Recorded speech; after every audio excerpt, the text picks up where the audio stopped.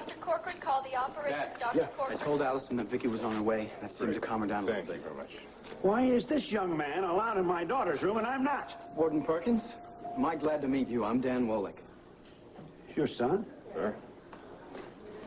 Allison thinks quite a lot of you. I feel the same way about her, sir. I know she's going to pull through. And as soon as she's finished talking with Vicky, I know she's going to want to see you right away. Oh, there's that name again, Vicky Buchanan. My phones have not stopped ringing with reporters since that woman started spreading her lies. Oh, no. What if they're not lies, Warden? What if Allison supports what Vicky said? Look, I know my daughter. She may have been weak enough, well, to give in to Mitch Lawrence. Many girls her age were. But she's incapable of anything like kidnapping. Yes, sir, I agree. She could never kidnap anyone unless she was programmed by Mitch. Program? What? Now you're saying my Allison is some kind of robot? To the allergy control. Look, it's obvious that Vicky Buchanan would do anything to stay out of that sanitarium. Everyone knows about Nicky Smith. Well, I'm certainly no expert on Nicky Smith, but neither are you. Warden Perkins, why don't we go get some coffee and give Allison a chance to talk to Vicky? Okay? I am going to see my daughter. Certainly may, but not right now. We need to let her have some time so she won't hurt herself. So Danny is grown up now, and he was seeing, thank you, seeing Allison, right? And Right. and Larry is, no, Larry's single again, right? Right. Okay. Okay, perfect. You're ready to see Allison then. By myself? I can't do that. Well, Vicky, it won't look right for me to walk into the hospital with you. I don't care how it looks. I need you there, please. I mean, I can handle Larry and Dan, but what about other people? I mean, people that I don't even know I know. All right. Okay, but I'm not going to be able to cue you on who we see, what faces we run into, anything like that. You're going to have to wing that. Just Okay. give us most of the Maybe time, all right? maybe on the drive over you can just tell me any more things that you think I should know. Okay, now first, in the meantime, concentrate on Allison. Allison, okay, wait, Allison Perkins, she was run over, hit by a car last night, and before she was hit, she confessed to me that she was the one who stole Jessica, and she made it look like Nicky Smith did. Oh, God, I can't do this. I can't do this. There's all these names. Jessica and Nicky and Mitch Lawrence. People in a puzzle I don't know anything about. Hey, listen to me, listen to me. Now, when you talk to Allison, if she tells you the whole story, if she mentions particularly the person that was involved in this with her, we will know who it is that's trying to ruin your life. Okay. Oh, I don't... Wait a minute. Huh? What, Vicky, what? Oh. Oh, God, help me. It's going to be fine. It'll be fine.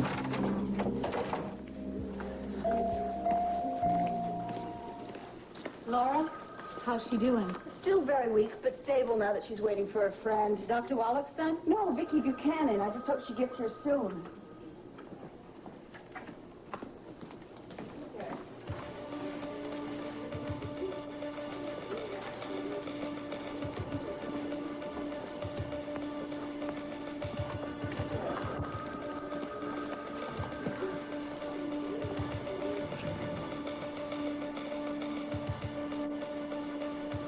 Dan? Dr. Wolick? I know someone's there. Who is it?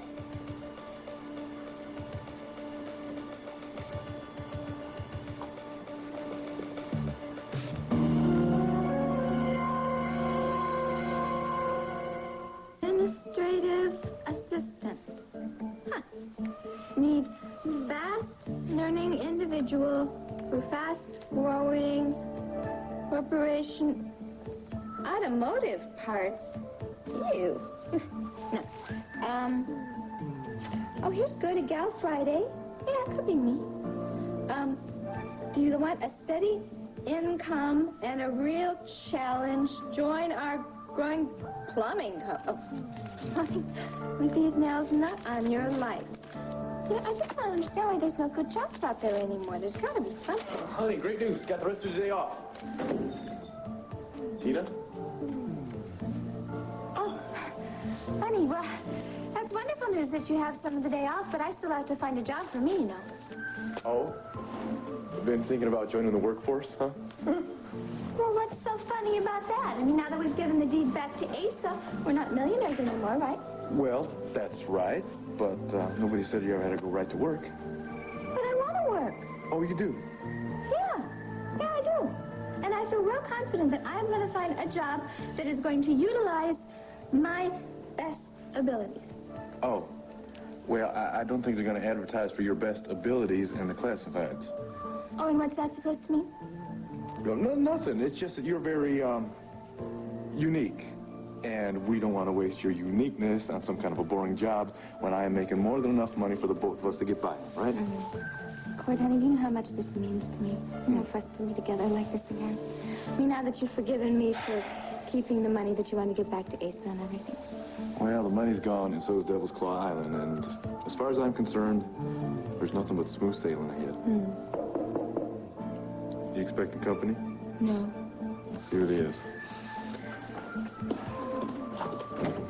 Yeah. Morning, Cord. May I come in? Actually, I Well, don't... thank you. Don't mind if I do.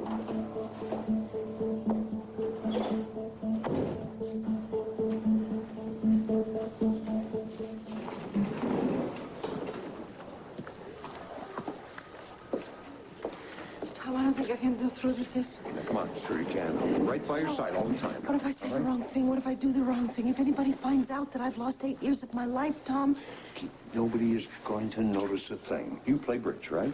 Just make them believe that you got all trumps. So. yeah, but what if they figure out that I'm bluffing? I mean, I'm already suspected of being Nikki Smith.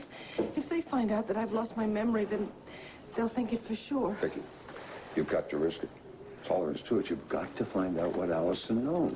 Mrs. That's why I Buchanan? say... Allison's been waiting for you, but you mustn't stay long. She's still very weak. Oh, okay. Well, I'm as ready as I'll ever be. Yeah, okay, Then we follow understand. me. Right. Vicky, Tom, I'm glad you got here so fast. Oh, I'm so glad you're still here. What are you doing here? I'm not here to hurt you. Yes, you are. You want to stop me from telling Vicky. You want to stop me from telling Vicky the truth about you. No, Allison, don't get excited. Get away from You're me. gonna hurt yourself. Allison, lie still. Get away. I won't let you kill me. Maria, I won't. Now? Not yet. Don't you know it's bad luck for the groom to see the bride on their wedding day? I have bad news for you. I have to see you when you get in the car and I drive you to the hospital. Now? What is your rush, anyway? Besides, once we get married, you can see this mug every single day for the rest of our If lives. I didn't want to see you every day, and only you, for the rest of our lives, I wouldn't be marrying you now, would I?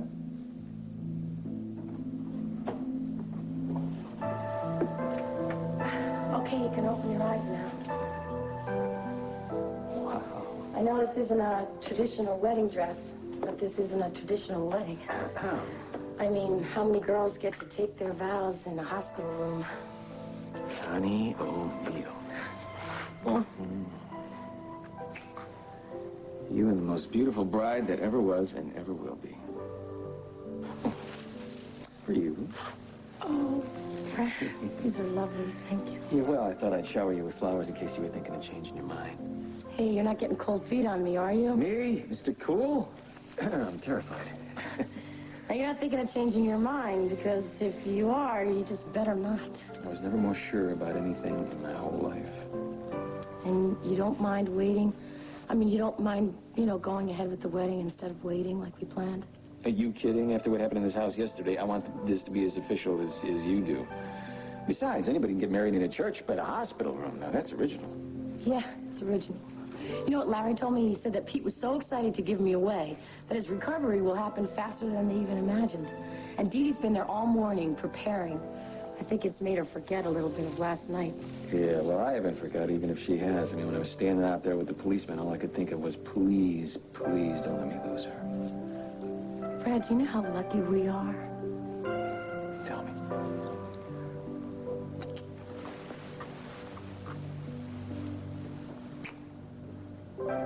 Now, are you sure that you're not going to miss the church and the gown and all the trimmings, huh?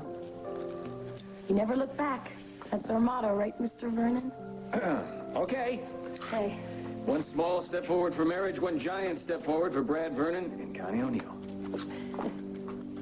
Well, Asa, what a surprise. I thought we had concluded our business.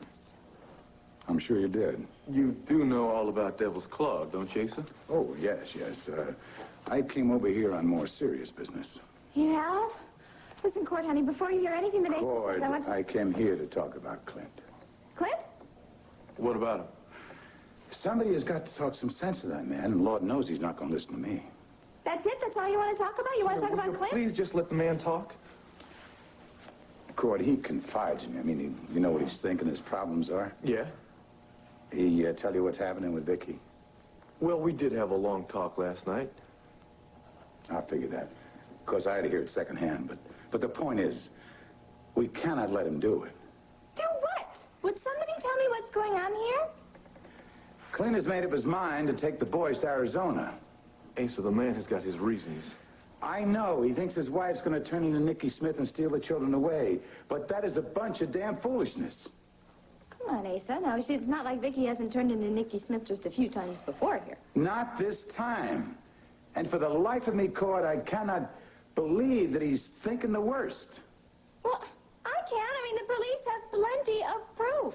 They have evidence. Evidence, proof, what? He's going to throw away his marriage, his happiness, his family, on account of some strands of red hair and a wig? Asa, I've already told you, I tried talking to Clint last night. And if anything, he is more resolved than ever to get those kids away from Vicky. Why? And don't tell me it's because of Nikki Smith. There's got to be something more important than that. If it is, I can't say. Can or won't? Look, whatever Clint told me, he told me in the strictest of confidence. Now, I'm sure you wouldn't dream of asking me to betray that confidence, would you, Asa? Oh, no, of course not. Asa firmly believes in keeping confidences, don't you, Asa? Sometimes.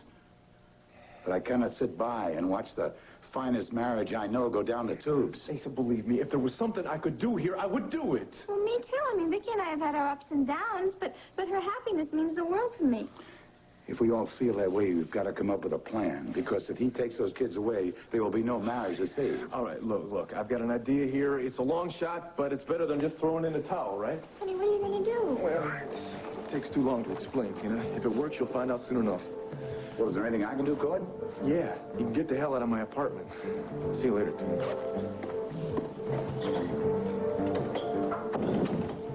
Well, I guess there's nothing we can do but wait, huh? Me and my house and you and yours. So you're throwing me out too, Tina, huh? Don't worry, I'm going. But not before we have a talk. Just the two of us.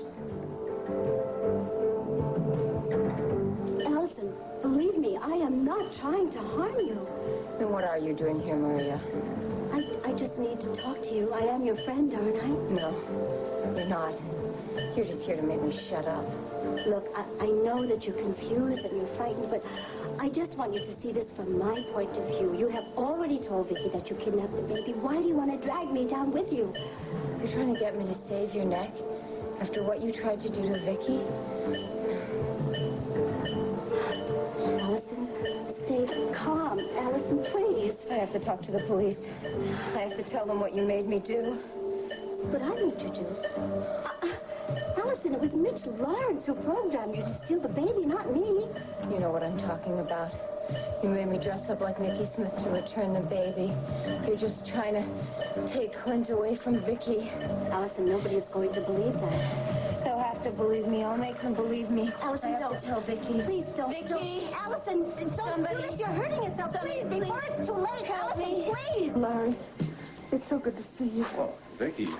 It's always nice to see you, too. Vicky's been so starved for good news lately. When you called her and told her that Allison had regained consciousness, well, she just couldn't contain herself, could you? That's right, I couldn't. Can I see Allison? Yeah, in a moment. Does she have company? No, it's not that. I just want to ask you a few questions first. About what? The accident Allison was in last night. Oh, yeah. See, it's unclear to me, Vicky. You said that Allison claimed she had kidnapped Jessica all by herself. Is that right? Yes, that's right. Okay, but she also claimed, according to you, that she returned the baby with someone else's help. Now, that seems to me inconsistent that she would go out and get an accomplice after the kidnapping. Yes, it is inconsistent. Well, that's why I want to see Allison, because if there was an accomplice, we have to know who it was. Vicky, this is a wonderful coincidence. Well, what do you know? It's Dee Dee O'Neill Buchanan. How about that, huh? How are you, Dee Dee? Well, I'm doing a lot better than I was a couple hours ago. Wouldn't know it. To look at this young lady, she had the scare of her life last night, right? No, you wouldn't know it. Well, I don't think being held hostage in your own home is exactly my idea of a good time or anything. That's terrible. I mean, it must be terrible. Well, I mean, we didn't have too great a time last night either. I drove Vicky up to the cabin in the mountains, and wouldn't you know, we got caught in that snowstorm. Oh, then you haven't even heard. Oh, Jamie Sanders escaped, and he held me and Connie hostage in our own house. Connie? Your sister, too, huh? Well, it has a happy ending because she got Brad to propose one more time, and with Larry's help, they're going to get married right here in Pete's Hospital. Oh, wonderful. I hope that Connie and Brad will be very happy. Well, I can't speak for the groom, but the bride-to-be never looked more beautiful than she did this morning. In fact, why don't you all join us? She'd love that. Well, I'll certainly be there if I can.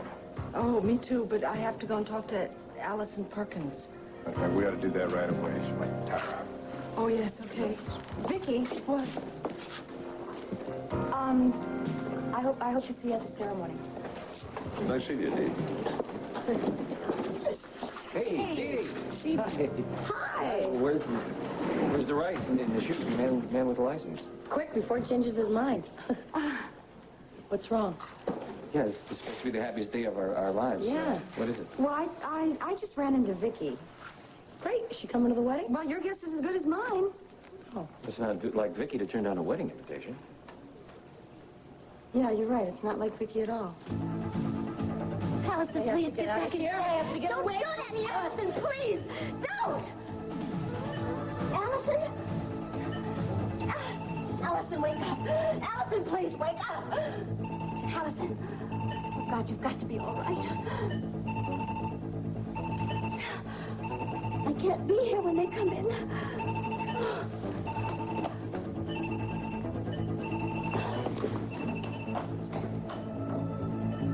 All right, I don't want you to stay in there too long. No, I understand, but I have to talk to her about the kidnapping, and I want you to be there to hear it, and you too, please. Dr. Wallach, there's something wrong in Allison's room.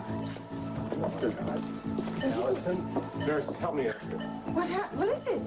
Tom, take Vicky upstairs. Vicky, come along. What happened here? I'm sorry. Don't worry about it. Just take care of it. What happened? It's a good question. What the hell did happen? Yeah, not much you don't. I tell you, it's just you're so transparent, Tina. While I was talking to Cord, I could see every terrified thought in your head. You know, it's amazing to me that such a big man can be so small. Now, let's not hostile, honey. Your secret is safe with me for now. In return, I want you to do me a small favor. This look familiar? Yeah. Yeah, it's the deed to Devil's Claw. We're not going to give it back, are you, Cord? I'll never accept it. Who said anything about giving it back? You and I know what happened to that Caribbean paradise. Thanks to Colonel Dimitri, the jewel of the Caribbean was pulverized, right? I know. I'll never forget the explosion. The whole island blew up. And it all started with 1,000 acres of prime Texas land that went into $1 million, and that bought a lovely island, which was destroyed with one big boom. Are you with me so far? Unfortunately, yes. We know the island is worthless. You and I know that. But, Tina, I want to paint another picture. You mean you want me to lie? I want you to listen.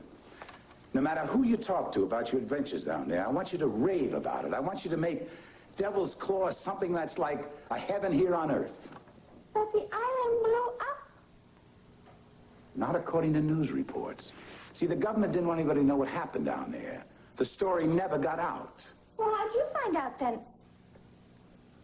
Oh, I forget. Your sources. Now, to the whole world, Devil's Claw is just like it was, a Caribbean paradise, and that's the way I aim to keep it. You know, Asa, honey, I think you'd have a lot easier time trying to sell the Brooklyn Bridge. It's pretty hard to try to sell an island that doesn't even exist anymore. When will you learn, Tina?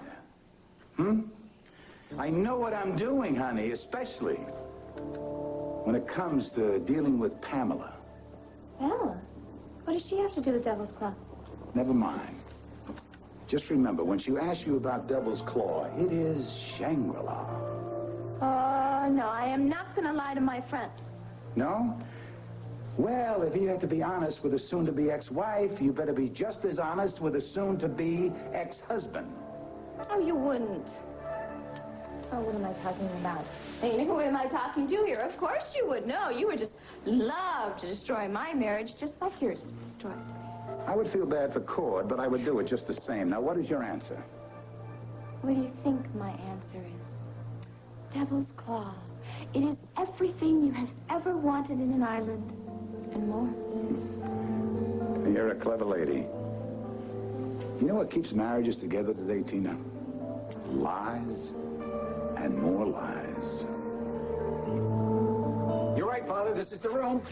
Brad, I've performed the wedding ceremony in some unusual places, but this is a first for me. Hi, Father Gus. How are you? Fine. Father Gus, thank you so much for agreeing to marry us here. Do you think I would let anyone else marry Harry O'Neill's little girl? Now, where's the hero? The hero's over here, Father. Don't worry. Now, look, you've got to keep these heroics to a minimum. Tell a man, Brad. He's got to stick around long enough to bounce the grandnieces and nephews on his knee. Yeah, one thing at a time, Father. Do I look all right? You look gorgeous. Now stop. No. Look at Brad. Now, that's gorgeous. Yeah, but you've never been more beautiful than you are right now. I love you, Dee Dee. I love you too. No, look. It's not too late for you to back out of this, you know. Why? I'm crazy about that. Well, I don't question that. I know that, but you wanted a real wedding. You wanted to walk down the church aisle. This is a real wedding, Dee Dee. When two people love each other as much as Brad and I do, it doesn't matter if they say I do in Yankee Stadium or a phone booth, as long as they mean it.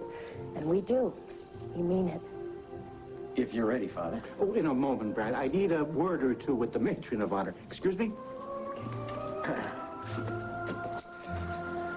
You know, I was really mad at you last night. Oh, come on. No, I mean it. Sneaking into the house to rescue Connie and Dee Dee, you got off lucky, you know that? Are you through?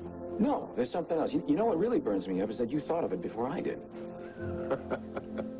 All right, listen. Next time, I'll let you be the hero. Look, I know you're going to make a good husband to Connie. Because if you aren't, I'm going to hunt you down and nail you high to the wall. A nice, tender, touching moment. Thanks. I needed that. Well, you guys are pretty cheerful. Well, if a man can't laugh and have fun on his wedding day, when can he? Are you happy, sweetheart? Really? Yeah. Brad Vernon is actually blushing. I am not this college type, that's all. That's the power of love. It's very strong. Well, you don't have to tell me that. This man has made my life amazing from day one, with a lot of surprises. Just better not change, Brad. Yeah, come here. Well, on that note, if the best man is ready, Right. and the matron of honor, Ready? well, in that case, let's take our places and begin.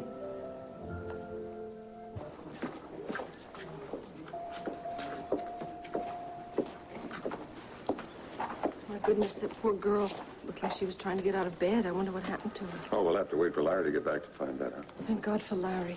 He's always been a good friend. I know I can confide in him. Are you suggesting you're going to tell him about your loss of memory? Well, I was, yes.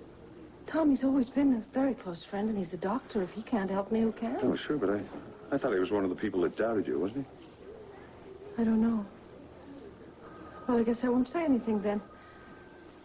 I guess that means there's only one person I can count on, only one person I can trust. he? Yeah, well, as long as she's unconscious, she won't be able to tell the world that Nicky Smith no longer exists. I wasn't talking about Allison. Vicky? Oh, how's Allison? Well, that's what I want to talk to you about. She slipped back into a coma.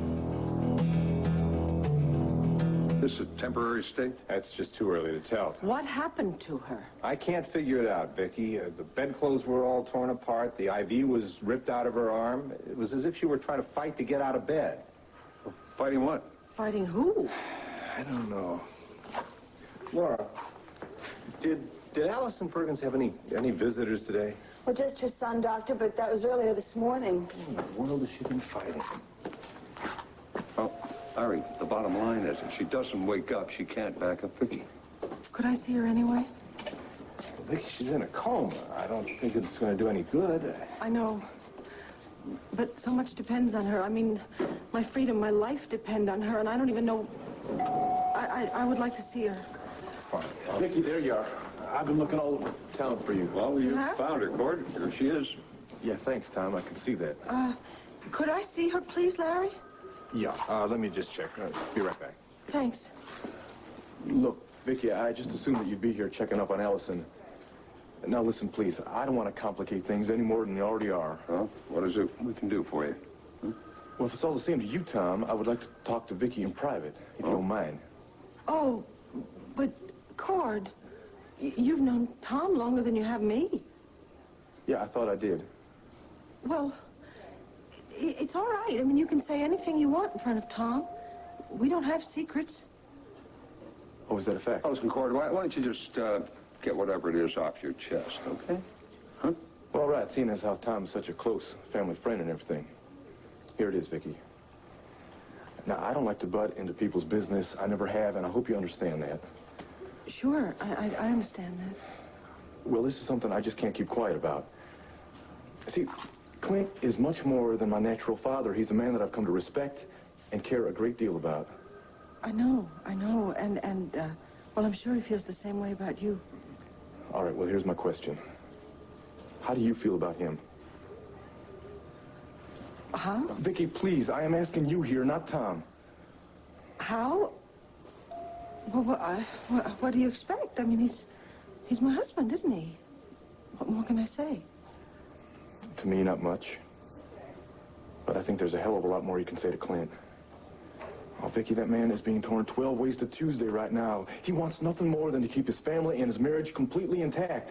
And everything he's done because he was looking out for your best interest. Cord, this may not be the best time. Well, when would be the best time, Tom, huh? After one of the finest marriages I've ever seen just falls apart? Vicky, you can stop all of this from happening, really. And all you have to do is just go to Clint and talk to him and listen to him and cry and laugh. Do whatever you need to do to keep from losing the wonderful thing that you two share. You really love your father, don't you? I've come to love the both of you a great deal. And that's why I'm sticking my 2 cents in here. Look, I've said my piece. The rest is up to you, Vicky.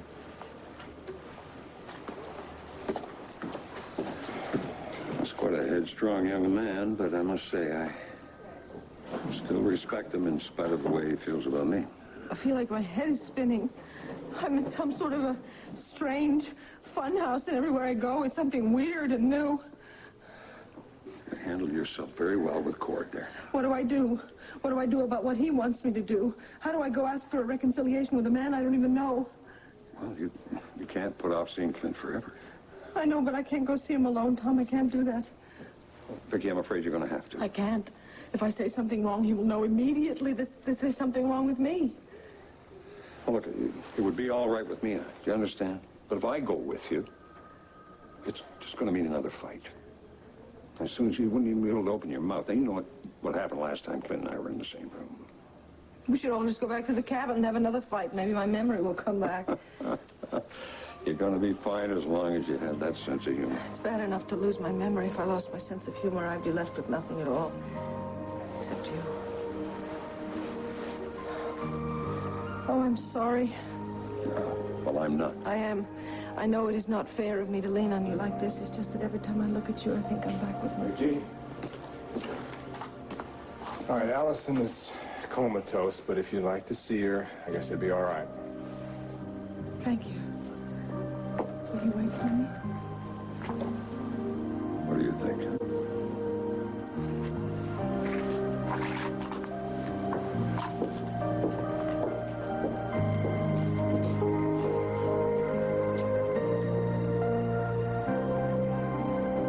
Who gives this woman to be married?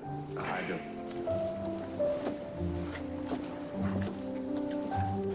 Connie, you take Brad to be your husband, to love and to cherish him now and forever? I do. Brad, you take Connie to be your wife, to love and to cherish her now and forever? Now and forever. The rings, please.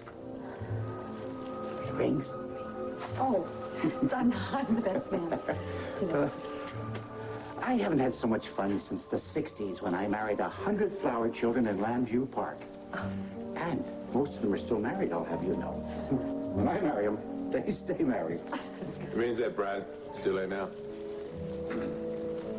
Connie, will you repeat after me? With this ring, I pledge my love. With this ring, I pledge my love. Brad, with this ring, I pledge my love. With this ring, I pledge my love. Words change. The ceremonies change. Vows are eternal. Connie, Brad, it gives me much happiness to pronounce you now husband and wife. Well, go on, man. Kiss her.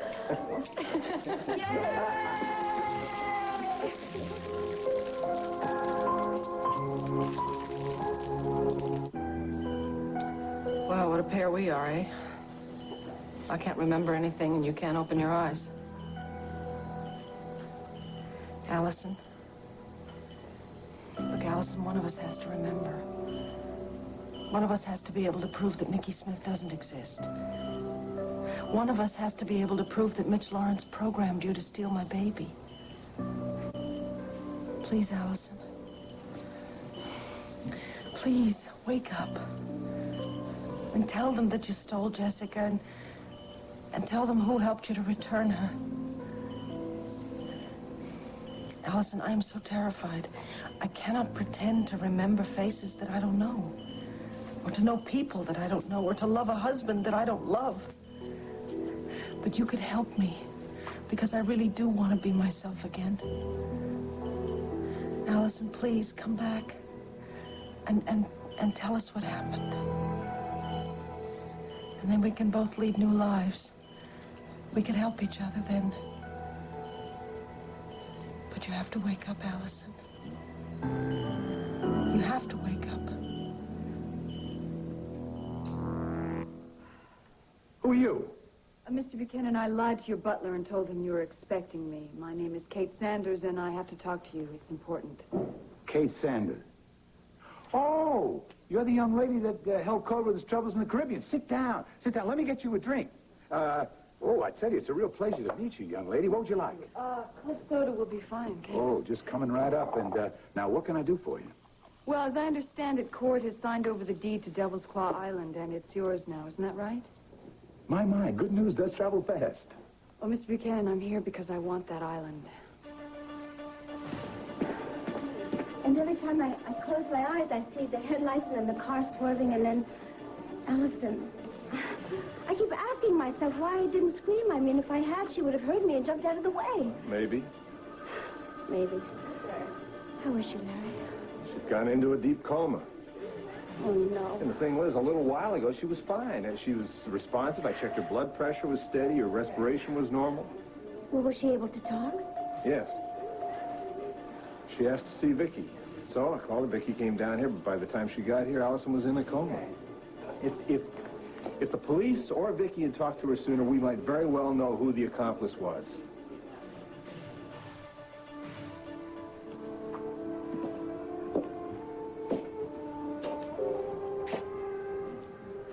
I will never let him take my children away from me, never. How dare he? Oh, I have to calm down. I have to listen to Tom's advice and not blow up. I cannot let Clint find out that I've forgotten everything.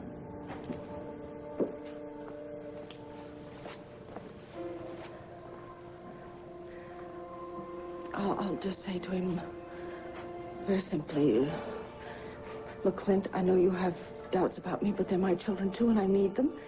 And besides, you can't just take them away from me without my consent. I'll be very quiet, very reasonable. I think that's the best approach. Kim said you wanted to see me. I understand you're planning a little trip with the children. I'm taking them to the ranch for a while. Why didn't you tell me? I need a break, okay? When were you planning on leaving? Today, this afternoon. I see. Well, if you want to go to your ranch, that's fine. You can go alone. The children are not leaving this house. Oh, I'm sorry, Vicki. Kevin and Joey and Jessica are going to the ranch with me today.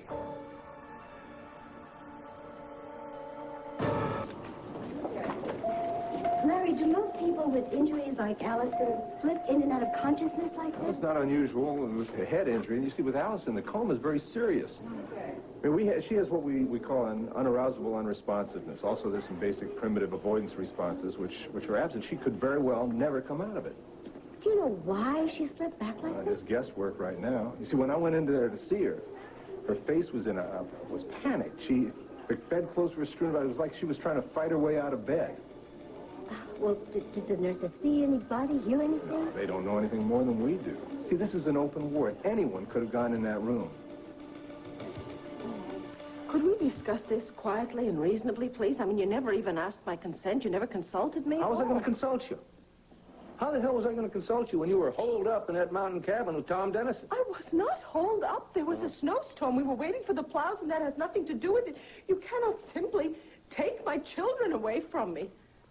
I'm doing what's best for them. In whose opinion? Mine.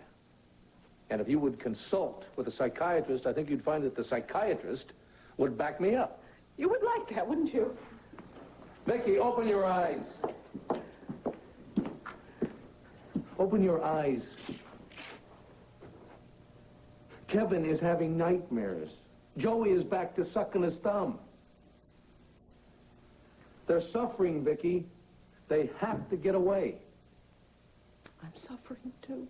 I know you are, and so am I, but that gives us no right to inflict our misery on three innocent children. Kevin and Joey still haven't gotten over the trauma of Jessica being kidnapped. They can't take anymore, Vicki, and neither can I.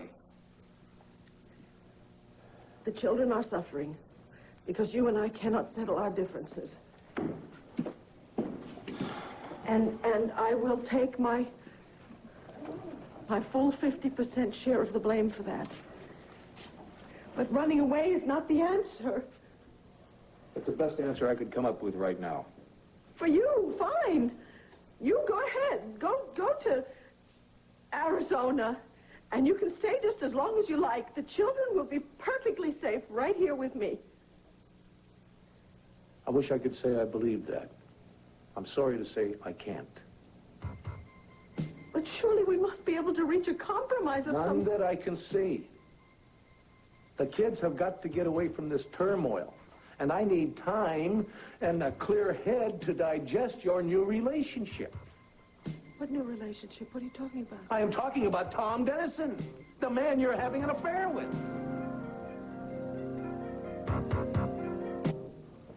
You were very brave, risking your life to save Connie and Dee Dee, and I'm very proud of you. Yeah, that Jamie Sanders turned out to be a real loser. There were not many men that would have done what you did. Where are you going? I have to leave, but I'll be back later. Wait a minute, you can't spend 10 minutes with me? What's so important you have to leave a wounded man here alone? Well, I have an appointment. With Asa? Look, I know you're my lawyer, and I should have told you. But I knew you'd be upset. I didn't want to upset you. I knew you wouldn't approve. I'm going over to Ace's house. We're going to talk about a settlement. You get on the phone right now. You call Ace and you tell him you're not going to dance to this tune. No, I am not going to play those games with Ace, Pete. We're not playing games. This is a divorce. We're serious. I know that. And I know what all the smart money is going to do. But I'm sorry. I'm just not that kind of person. I just want this over once and for all.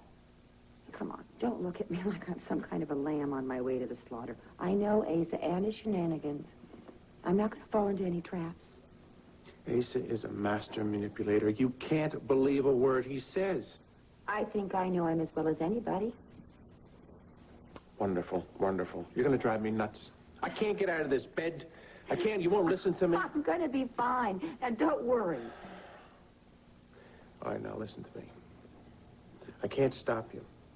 But you're going to listen to what I have to say before you go, all right? Mm-hmm. Now, no matter what Asa says, and I mean no matter what he says or what he does, you are not going to sign a release. You got that? I promise. Okay, now, watch my lips. No matter what he says, you're not going to allow a pen to touch your fingers.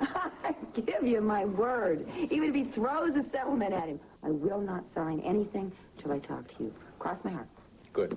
Hi, Dee Dee. Oh, Dee Dee. I'm sorry. Oh, come on in. Come on. Come on in. I'll come back. It's, Dee Dee. Pam was just leaving. Come on. I could use some more company. Hi, Dee Dee. Congratulations on your sister's wedding. Thank you. I understand she was a beautiful bride. She was radiant. You should have seen her. Wasn't she beautiful? How you feeling? Well, I feel like I want to bust out of this place. You look beautiful. How come you change clothes? Well, listen, I think I better get going. You and Beau have a lovely second honeymoon in Paris. You both deserve it very much. Thank you. I'll talk to you later. Remember what I said. I will. Well,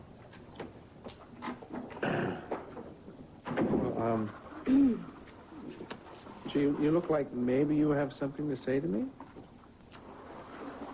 Well, the reason I changed is because, I'm going to go to Paris this afternoon. Already? Well, I got a cable from Beau, so I've got everything in the car. I guess this calls for celebration, huh? We don't have any champagne or, caviar, so maybe a hug? You got it.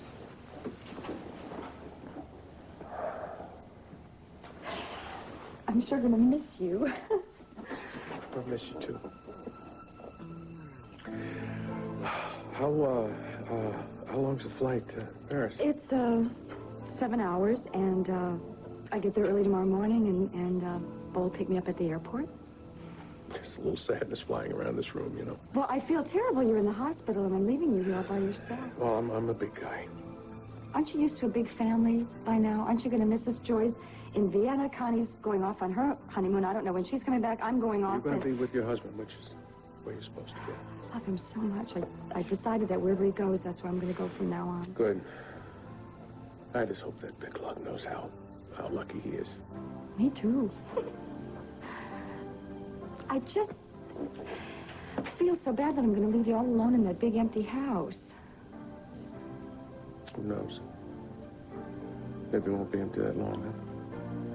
Well, the way I understand it, Miss Sanders, the Devil's Claw is nothing but a sand pit in the jungle with a great big bomb crater in the middle of it. Why would you want some island like that? I'm a naturalist, Mr. Buchanan, not a businesswoman. When Colonel Dmitri blew up Devil's Claw Island, he destroyed not only his hideout, but also uncountable species of plant and animal life as well. Yes, I imagine he did. He also made it pretty worthless as a piece of real estate.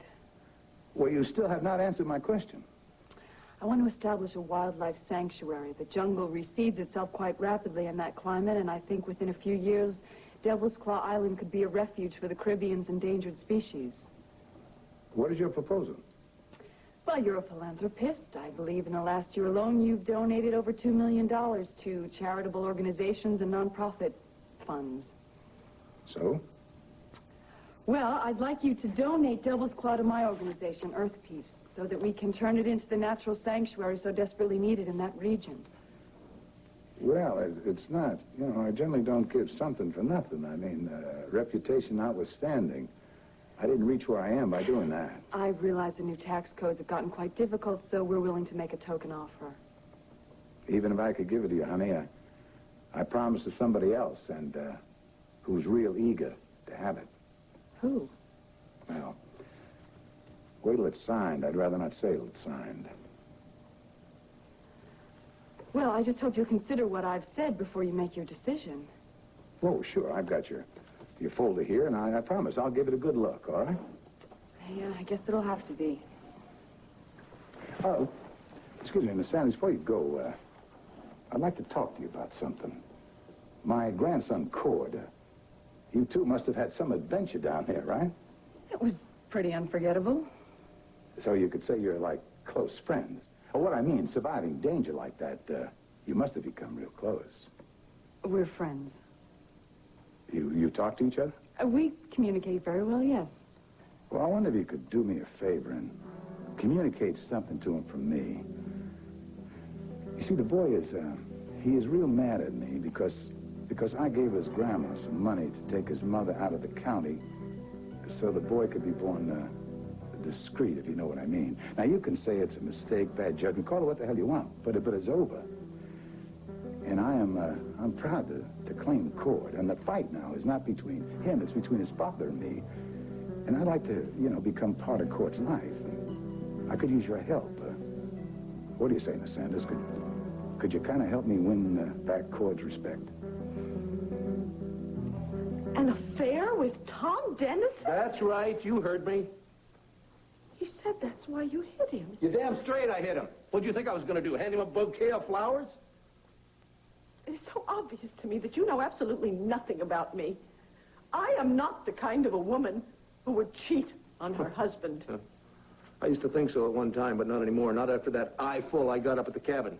What you saw was us talking. We are not having an affair. People can talk and have affairs, too, you know? The only thing that happened up at the mountain cabin was that a good and a decent man was unjustly attacked, savagely attacked by somebody who obviously still believes in vigilante justice. I'm not a vigilante. Hell, I'm just a dumb cowboy who doesn't think other men should mess around with his wife. I may be your wife. You do not own me. Hey, this isn't getting us anywhere. You know what I mean? You are wrong about Tom and me. Really? Then why did you go up to the mountain cabin with him alone? Because I had to talk to him, and I needed time to think about everything that's happened. Oh, you can't think here? Huh? You have to go to the mountain cabin in the middle of some snowstorm? Well, it's where I've always gone, ever since I was a child, whenever things are pressing in on me. Things? What things? What kind of things? Problems. Please stop cross-examining me. Well, just what problems did you and Mr. Dennison go up to the cabin to discuss? Stop it, I said. I won't stand here and be interrogated. Interrogated? I'm simply asking you a question, Vicky. Why did you go up to the cabin with him alone? And you know what? You have yet to come up with an answer. I think somebody came into Allison's room and frightened her back into a coma. I'll tell you something else. I think I know who it was. You do? Yeah, according to Vicky, Allison was just about ready to name the accomplice. And you think that's the person who went into her room? Which is why she was so frightened. Larry, isn't it possible that Allison woke up with this terrible pain in her head from the injury and just became so frightened and tried to struggle out of the room and I mean, can't it be as simple as that? You telling me you don't believe Vicky's story? Honestly, I don't know what to believe. I just know that I'm very concerned about Allison. So am I, Maria. That's why I called her father at Statesville. Why? What does Warden Perkins have to do with it? Well, he's going to have her transferred up to the prison facility there. You see, she'll be guarded there, and if Vicky's right, Allison's accomplice could come back and try and finish her off for good. This way she'll be safer there. Ah, I see. What about visitors? I feel a lot less guilty if I could go and see her once in a while. Sure, it'll be fine once she's settled in. Good. Least I could do is check on her from time to time. Poor Allison. Well, I asked Tom to come to the mountain cabin with me because I needed to talk to him. No one in this town will listen to me. Oh, you want to talk? Go ahead, talk. I'm listening. With an open mind, no doubt. Oh, let's not get started again, okay? Let's try and concentrate on the children. They're under enough pressure as it is. They don't need any more pressure. They're confused enough as it is. They hear us yelling, they hear us fighting. They don't know what the hell's going on. Neither do I. And neither do I. Do you realize we can't say 2 words to each other anymore without going for each other's throat? There's nothing but bitterness around here. Now, it is no place to bring up a couple little kids and a small baby.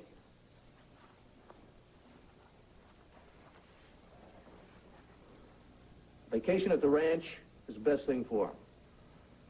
They'll have fresh air and sunshine and regular meals and exercise. It's an atmosphere where kids can flourish. They can grow in it. Well, it's not very good for children to be separated from their mother, you know. It's not a separation. It's a vacation. And you can call them anytime you want to. I don't want to call them on the telephone. I want to hold them in my arms. It's not going to be forever, Vicky. It is not going to be forever. Don't you understand? They need a ceasefire, and damn it, so do I. Look, I promise you I won't fight with you anymore. I'll stop arguing. I swear it. Right now, you can't help it. And I can't help it. Don't you see, we're not the only ones with problems.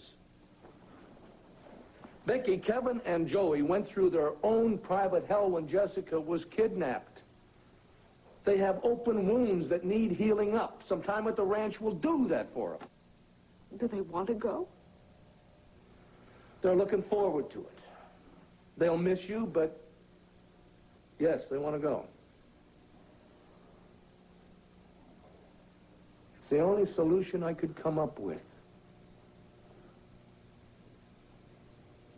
I know it's going to be hard to be away from them, but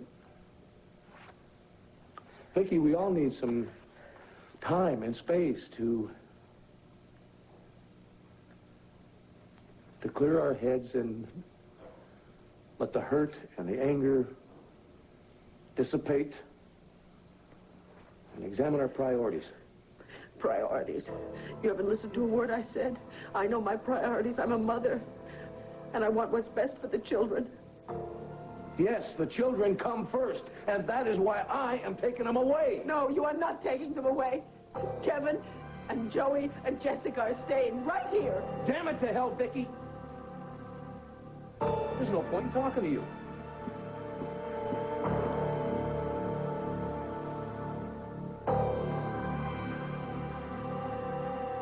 Cord and I have an interesting friendship, Mr. Buchanan. We get along fine when we're alone, but I don't think his wife has taken quite a liking to me yet. I'm sure she hasn't, but don't you fret about that, honey. Believe it or not, jealousy is one of the more attractive attributes of Tina. I'm not the sort of person who steals another woman's husband.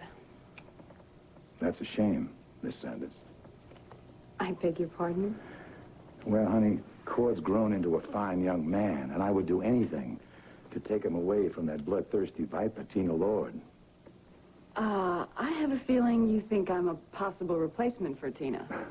Well, you've got all the qualities, good family background, good education, and good, well, let's say you fit the bill. I think that was meant as a compliment.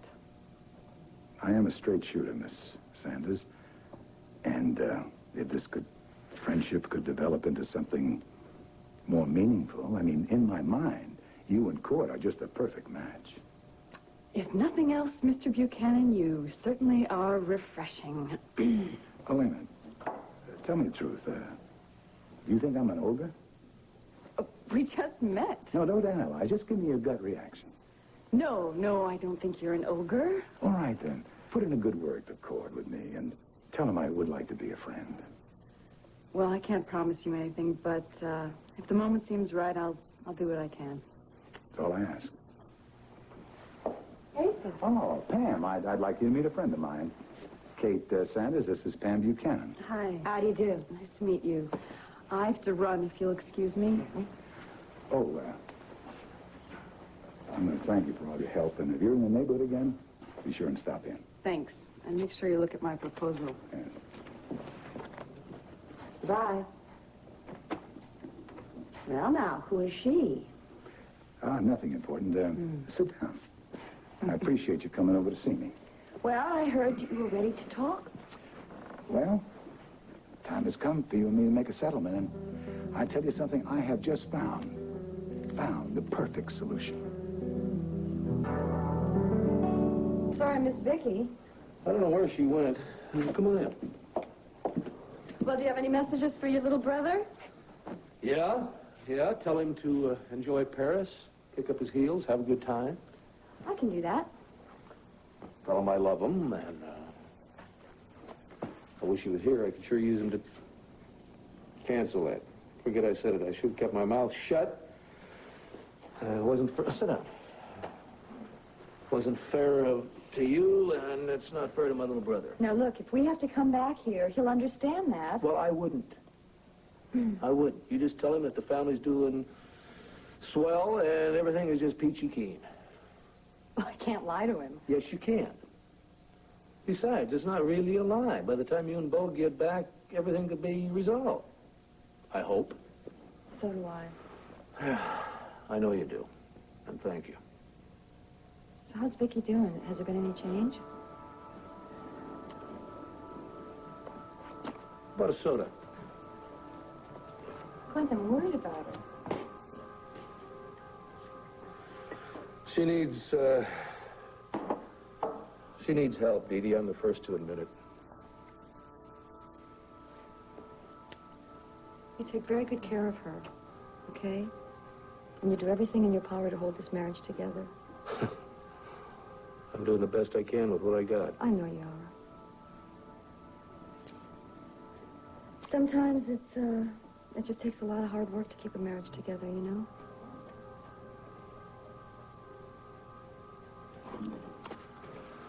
You know what? What? You are okay. And I'm glad that you are part of this family. So am I. I gotta go. You tell Vicky that I'm real sorry I missed her, okay? What time's your flight? Well, it's pretty soon. I'm gonna run and say goodbye to Asa. Look, I'll drop you a line when I get to Paris, let you know how Bo's doing, okay? You do that. Well, I guess this is it, huh?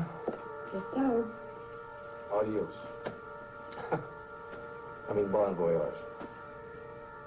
Thanks for being a great brother, Mark. You take care. Bye-bye. Bye.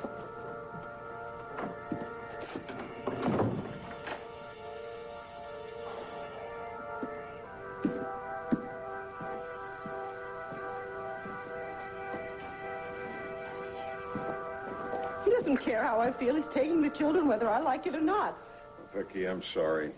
I mean, he accused me of having an affair with you. Yeah. I tried very hard to be calm, but I said some awful things to him. How could you help yourself, huh? I don't know what to do. I can't stop him. Well, actually, yes, I could stop him. I could take him to court, couldn't I, and get an injunction to stop him from leaving the state with the children, couldn't I? Court is one place you do not want to go.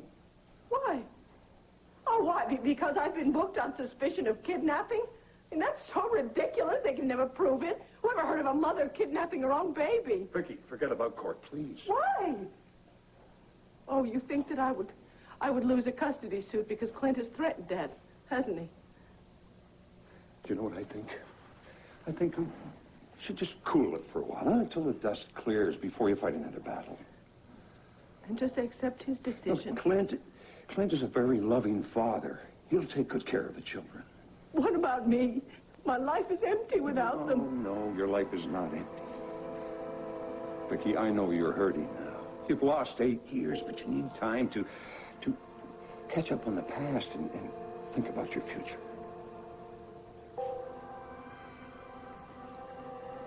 I wish I knew this Clint a bit better.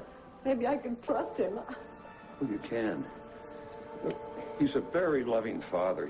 He loves the children so much. He really does. You don't know that. You've only known him a few months yourself. You don't know him any better than I do. Oh, I don't know about that now. Wait a minute now. I happen to know he has one heck of a temper and a great right cross, huh?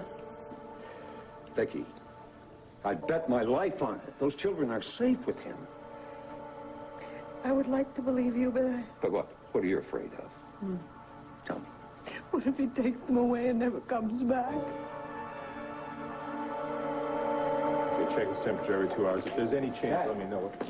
Dan, hey, I came to see Allison. How is she? Yeah, I've been trying to get hold of you. Look, stay on over here, son. What's wrong? She's not worse, is she? Dan, I'm sorry. I'm afraid she is. No, but she was talking to me just a few hours ago. What happened? I understand. She went back into a coma, Dan. Her father's taking her out of here to put her in the prison hospital. It's not fair. I know, son. I know it Dr. isn't. Wallace? Yes. It's Mrs. Rimbold in 411. Dr. Warnett wants to alter her medication, but he said to check with you first. Fine, thank you. Excuse me a second, Dan. Hello, Dad. Hi. I guess your dad told you about Allison. I'm so sorry. Thank you. Your father said that Allison talked to you. Did she say anything about the kidnapping? not really. She remembered the hit and run, and she wanted to talk to Vicky, but she didn't say anything about stealing the baby. Dad? Excuse me. They're going to move Allison any minute now. It'd be a good time to say goodbye if you want. Goodbye? Dad, isn't there anything you can do? I'm sorry. We've done everything we can. And I wish it weren't like this. Come on, I'll walk you down the hall. Maria, Allison may have kidnapped my baby. But you were the accomplice. There's no way Vicky can prove it now. It's the truth, Pam. I really thought about everything you said, and I agree with you. You deserve a good settlement. I want to make you happy. Well, I'm very glad to hear you say that. I may have seemed uncooperative at times, but the reason for that is I just thought maybe I could save the marriage. Well, don't look at me like that, please. I know it's too late and everything's gone too far and divorce is inevitable. But that doesn't mean we can't make it amicable. I mean, you know, like yesterday when you said how happy you were when you were in Malakeva. Well, it touched me. I don't know, call me a sentimental old fool, but that's how I feel. What's the matter? You don't believe me? I'm sorry, Ace. It's just that I have had so many scars. It's hard for me to take anything you say to me at face value right now. That's the one thing I regret, that you don't trust me like you used to. You blame me? Not you. You're just talking to the wrong people. But I mean it. I want to make things right. I mean, if I could, I'd turn the clock back and give you Malakeva the way it was when we were happy there. It only could be that simple. It can be that simple. Oh, it's not Malakeva, but it's close. Pamela, a miracle. Like something came into my hands like from above. I mean, it's more than a fair settlement. It's more than a fair settlement, and it's like your dream come true. Well, come, all right. Don't keep me in suspense. Okay. You remember when Tina blackmailed me because she found out that Clint was Court's father? Well, she took the money, and she bought an island called Devil's Claw near Jamaica in the Caribbean. Matter of fact, they just returned from a lovely vacation. Yeah, I remember hearing something about that. Well, Cord finally caught up with her, and he forced Tina to give it back, and this is the deed. Well, let me see it. Well, it's not Malakeva, honey, but it is close. I mean, beautiful beaches and lush tropical jungle, and I tell you, it's like a jewel in the Caribbean. And it's there to be developed or left as it is. It's all yours, honey, if you just accept it. An island? Well, it's worth over $1 million. It's more than a fair settlement. Oh. Well, I would love to be back on an island again, maybe back to nature. It's a perfect place. What do you say? I'm intrigued. Oh, I knew you'd love it. What I really like most of all is your change in your attitude. It took me a while, honey, but I finally saw the light. Come on, let's do this ourselves. Okay. Now, this is a release here, and you sign here, and put your signature here, and then my lawyers will transfer the deed. My own island. Use your pen. I can't. Of course you can. 2 signatures, it's done. No, I told Pete I wouldn't sign anything without talking to him first. Damn it. This has nothing to do with Pete O'Neill. He's my attorney. We don't do this ourselves, honey. You can forget it. Look, I'm not signing anything without talking to Pete about it first. Do you understand that? And before you say to hell with you and get rid of me, I'm just going to leave myself. Goodbye. Thank you very much for a very interesting conversation.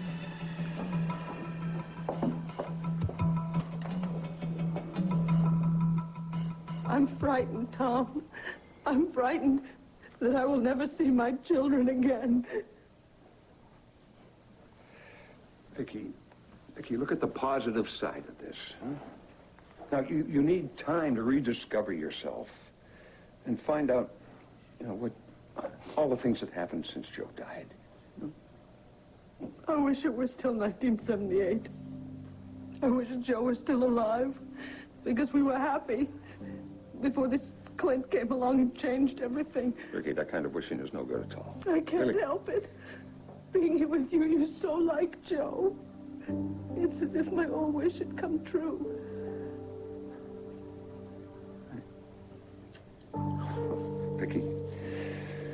Vicky, I'm not Joe. I'm not Joe. Clint is your husband. Now you go home, okay? You go home, please. Go back to Lanfair and say goodbye to Clint and the children. Please.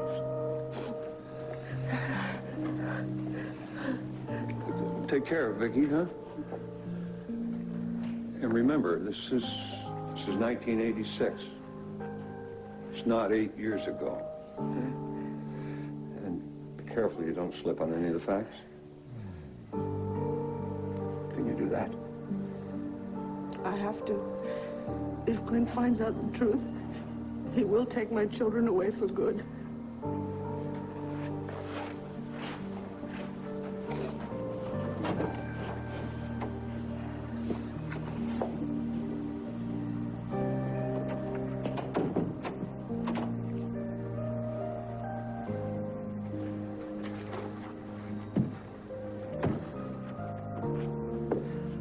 Dennis, knock it off, will you? You've got no right to feel the way you feel about that woman. Yeah.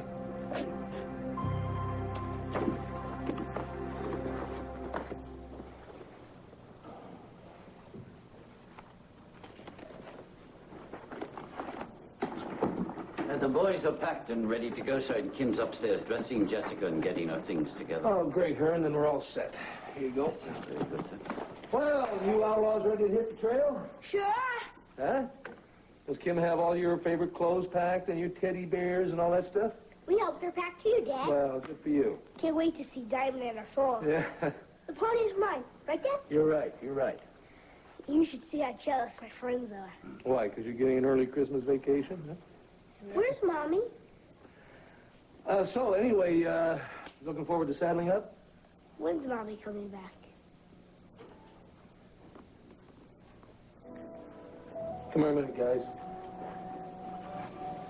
She's coming with us, isn't she? Well, fellas, I'll tell you, Mommy's very busy right now, and she's got an awful lot on her mind. So we're just going to have to get along without her for a while. She's staying, Clint. Yeah, she's... I know you're going to miss her, okay? But you're going to be able to talk to her on the telephone all you want to. Huh?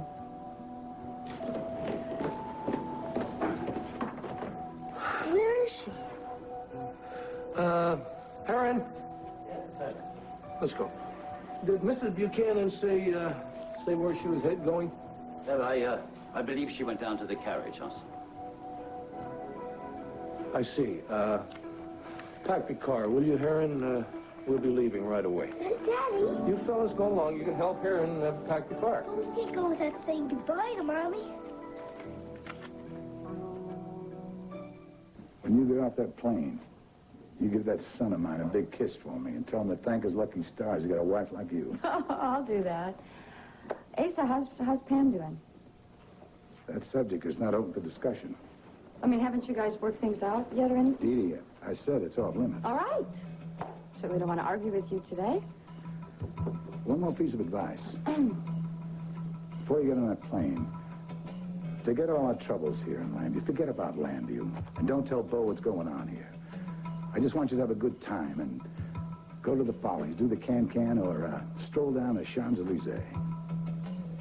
I'm sure going to miss you, Asa. I'm going to miss you, Dee Dee. You take care of yourself, okay? Don't I always?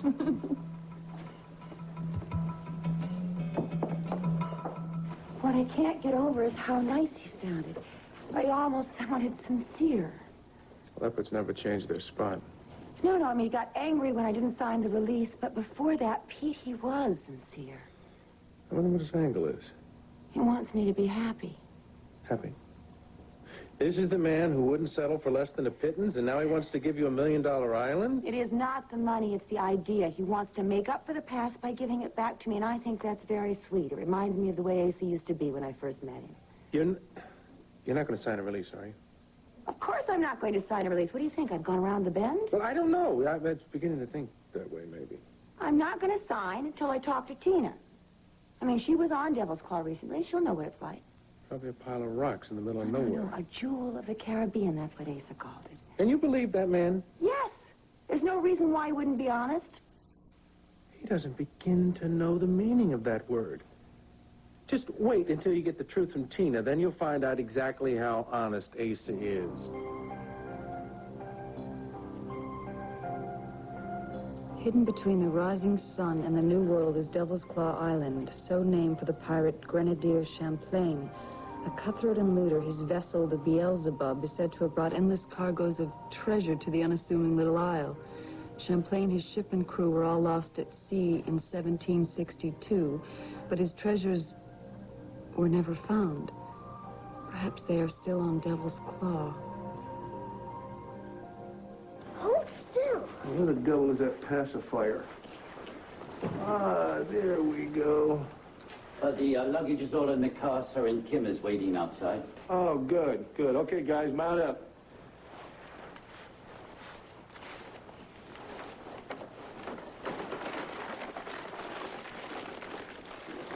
We can't go without saying goodbye to Mommy, Uncle Tom, and Mary Lynn. Well, you can call them when we get there, and you can tell them all about the flight. Remember the flight down last time we went to the ranch? Yeah. Huh? Remember that? Remember that flight down to the ranch? And we got crayons. These are my children. And I know nothing about them. Except for a few years with Kevin, it's all a big blank. And yet I love them with all my heart. If only I could share their memories.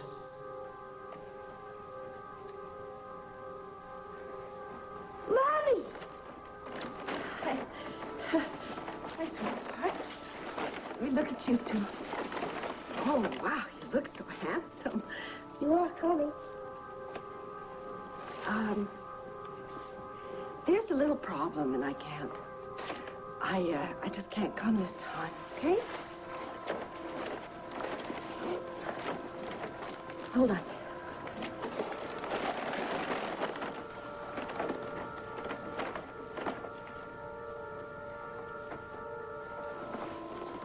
Hello, Jessica.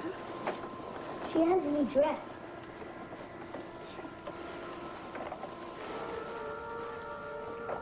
She's so beautiful. We have to go now. Come here, sweetie. Come to Daddy. Yes. We're gonna have to go now, guys. Give me a kiss. I love you. I love you. Say goodbye to your mother.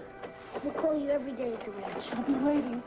Say goodbye to your mother, and let's go out and help Kevin, help Heron and Kim with the car, okay? Goodbye, love. No. Goodbye, my darlings. I love you.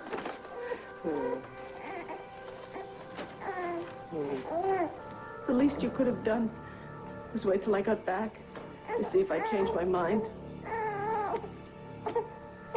The least you could have done is wait to see Tom Dennison until I got out of town.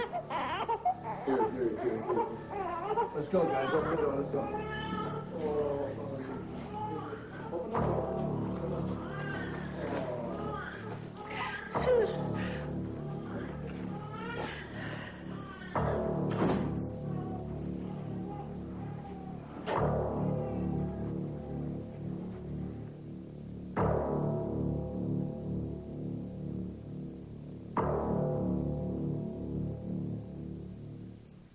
It's a very long story, but just to keep it brief.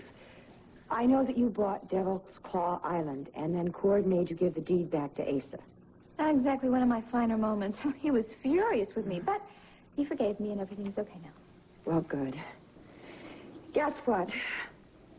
Asa has offered me Devil's Claw as a divorce settlement. You're kidding. Well, he's got so much money, why doesn't he just give you a quick $1 million or something? Because he's a pig-headed bully, that's why. But you see, I don't care. It'll be months before we get any kind of a settlement in the court. It's just that I'm not going to walk out of this marriage with empty-handed. Understand?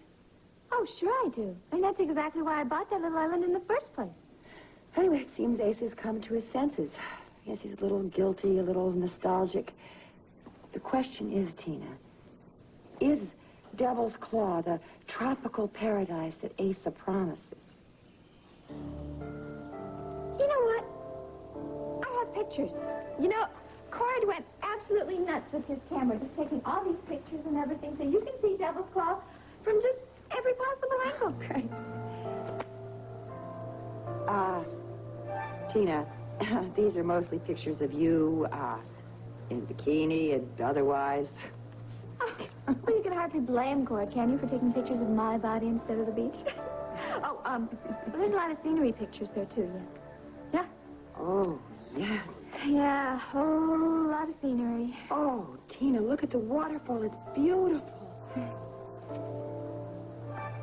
Oh, lovely.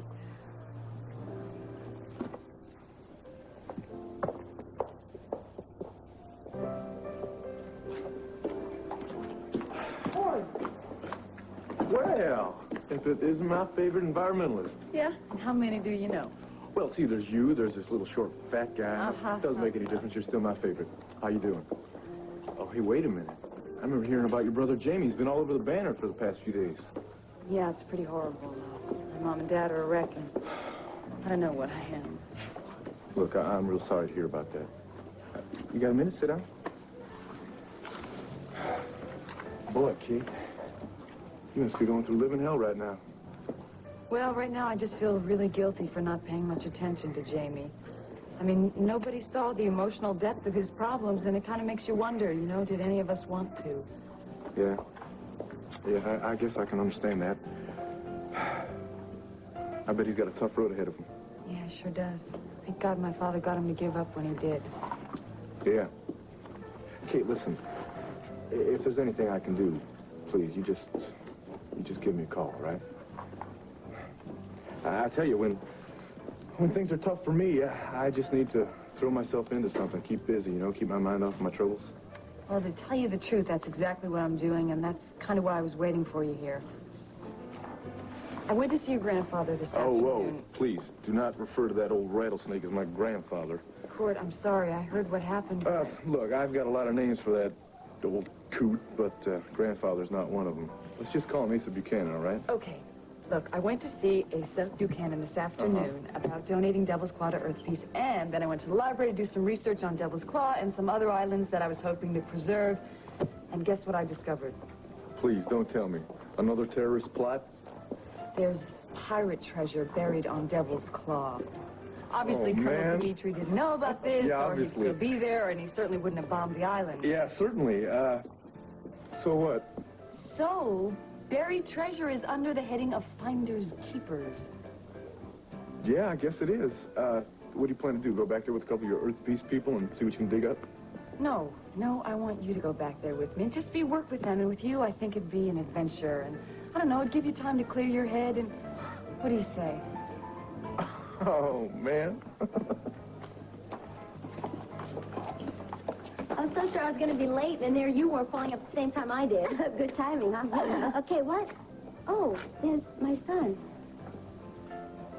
Oh, who's he with? I don't know. I haven't met her, but I've seen her pictures in the newspaper. I believe it's Kate Sanders.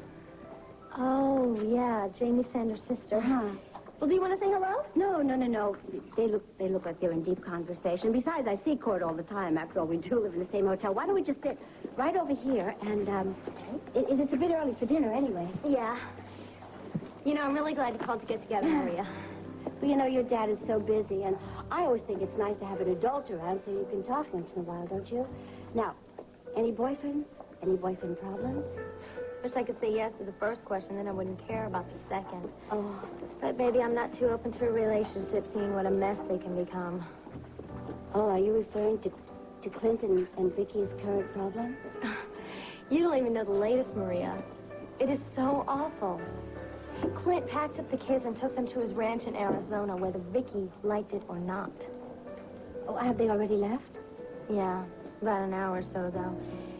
Vicky was so upset she asked us to move in with her. I don't know. I'm just so worried about her, Maria. She's suffering from a lot of tension. Anyone can see that. I think the only thing holding her together now is my father. Oh, and get this. She totally forgot how Jessica came close to being born in the car because of the rainstorm. Now, how could anyone forget something like that?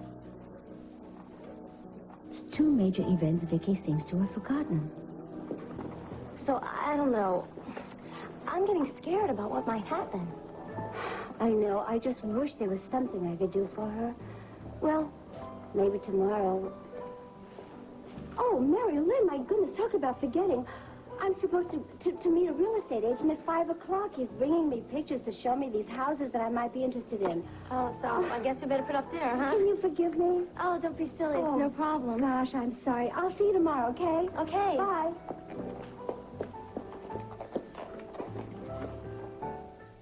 Since the 50s, cramps meant Midol. The 70s... Tom, am I being really naive in thinking that I can pull this off? That no one will notice my memory slips? Well, I'm afraid it's bound to happen again as it did with my daughter here. Vicky, the thing that concerns me most is the more mistakes you make, the more people are going to think that you're Nikki Smith pretending to be Vicky. Please don't even say that. I mean, if Clint thought that I was Nikki all the time, I have to go through with this. I just don't have any choice. Yes, you do have a choice. You could seek help, get your memory back, and step back into the present. But I don't want to. I don't want to be married to that man who beat you up. I don't want to be charged with being Nikki and kidnapping my own baby. Oh, Vicky. That's why you've just blanked out these 8 years. As I said, you've turned me into Joe Riley in your subconscious. And because you feel safer in the past than you do in the present. But my Joe is dead. Yeah. I know that. I hate it. Yeah, then what's so wonderful about where you are now? You're in this confusion. It's not as if I'm purposely trying to stay in the past, you know. Yeah, well, I don't know about that. Oh, I'm sorry, Anya. Maybe down deep in your heart, you really are. But you know, an understanding psychiatrist could help you with that. Yes, look, listen. And remember, there's also a doctor-patient confidentiality. You Can't do it. I won't. I just won't. Because my memory is going to come back all by itself. I know it will. Probably when I wake up tomorrow morning. But I'm not going to force it. I cannot allow myself to be any more vulnerable than I am now. It's just all too terrifying. What are you thinking? Oh. Well, from the very moment I met you, I've been absolutely amazed at the way you've managed to cope with the traumas. And all along, I've worried about what might happen if you couldn't. I escaped. I escaped just like I used to escape into Nikki Smith, only Nikki doesn't exist anymore, so I escaped to a happier time with Joe. I'm certainly not the pillar of strength my father thought he was raising, am I? Oh, poor dear Vicky. I don't know. I don't know anything about that. I'm not Joe. I wasn't here for that. Vicky, honey, I'm very concerned about something. I'm afraid that this game we're playing might do you more harm than good. I want you to think about that.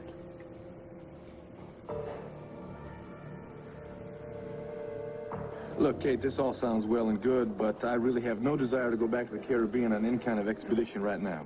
But why? I mean, besides your wife, like... Oh, I mean, besides that little unimportant detail, huh? Look, if Tina knows what was at stake, I'm sure she'd want you to go. Yeah, I'm sure she would, Kate, which is one of the reasons I have no desire to go or no desire to let her know about this. Oh, man. Talking about your ultimate irony, huh? Tina would just roll over and die if she knew that she once owned an island that had all kinds of buried treasure on it. Yeah, well, why don't you bring back half of it for her? Look, Kate, I am trying to get Tina to establish a new set of values, all right? Rearrange her priorities a little bit. Now, I'm making a pretty damn good living over there at the Banner. We can live on that. We can more than live on it. She's just going to have to get used to that idea. Now, I've got my job, which I love, and I've got a few family problems of my own that I need to take care of, so I can't go anywhere. Cord, I had you pegged all wrong. I thought you had a streak of adventure in you the size of Texas, but I can see you're the kind of guy who likes to have the same job, meet the same people, do the same things day after day after day. That's me. That's me. You got me pegged exactly, Kate. Look, I like adventure as much as the next guy, all right? But it's got to take a back seat to things like love, family relationships, a career, and maybe, hopefully someday, a baby. Tina, a mother. Yeah, what's wrong with that? Nothing, no. Nothing. Cord, hi. Oh, Pamela, hi. How you doing? Oh, just fine, thanks. Oh, sorry, I didn't mean to. Oh, no, I'm sorry. Pam, have you met Kate Sanders? Yes, matter of fact, I did just a little earlier. Hi. Hi. I just came from your apartment. You showed me pictures of this paradise of an island. I hope you don't mind. I took a few of them. Oh, no, that's fine. But why? Oh, I'll tell you all about it later. You'll hear all about it. It's nice to see you again. Oh, well, bye, Pam. Bye, long. What the hell was that all about? I don't know, but why did she call it a paradise island? Well, obviously, she's talking about before the bombs went off. Cord, I haven't given up on this yet. I'm going to convince you to find that buried treasure with me. Oh. Oh, honey, is that you? I hardly think so. Hello, Tina. Oh, Maria, come on in. Tina, I need to know exactly how Nikki Smith behaves when she's pretending to be Vicky. Why? I have every reason to believe that is exactly what's going on at Lanfair right now. America. No, it's unbelievable, but I really think it's happened again. Well, what on earth would make you think that? Vicky let Clint take the children away, against her wishes. To where? The ranch. Clint is furious with her. He's very worried about their welfare when they're arguing. Clint's temper is totally out of control. He even punched out Tom Dennison. And Vicky let them take Jessica. Now, the kidnapper just brought her back. Does that make sense? No, I admit it's pretty strange. Ah, it is strange. Now, that is a good question. I think that Nikki is pretending to be Vicky. And if that's true, she needs help, Tina. No, I can't believe that. I cannot believe that I'm going to lose my sister again to Nikki Smith. Oh, well, you're a lot of help. Why are you in such a state over this? Because I am a friend who is concerned. Oh, yeah, concerned. No, I think, as a matter of fact, you're probably ecstatic. Because you're hoping that Clint will have her committed, and then you have Clint all to your little self. Oh, just shut your filthy mouth, Tina. Oh, by the way, your honey is downstairs in the lobby having a cozy little chat with Kate Sanders. I suppose it's a very intelligent conversation for a change. So heaven knows how long it's going to be before you'll see him. Bye.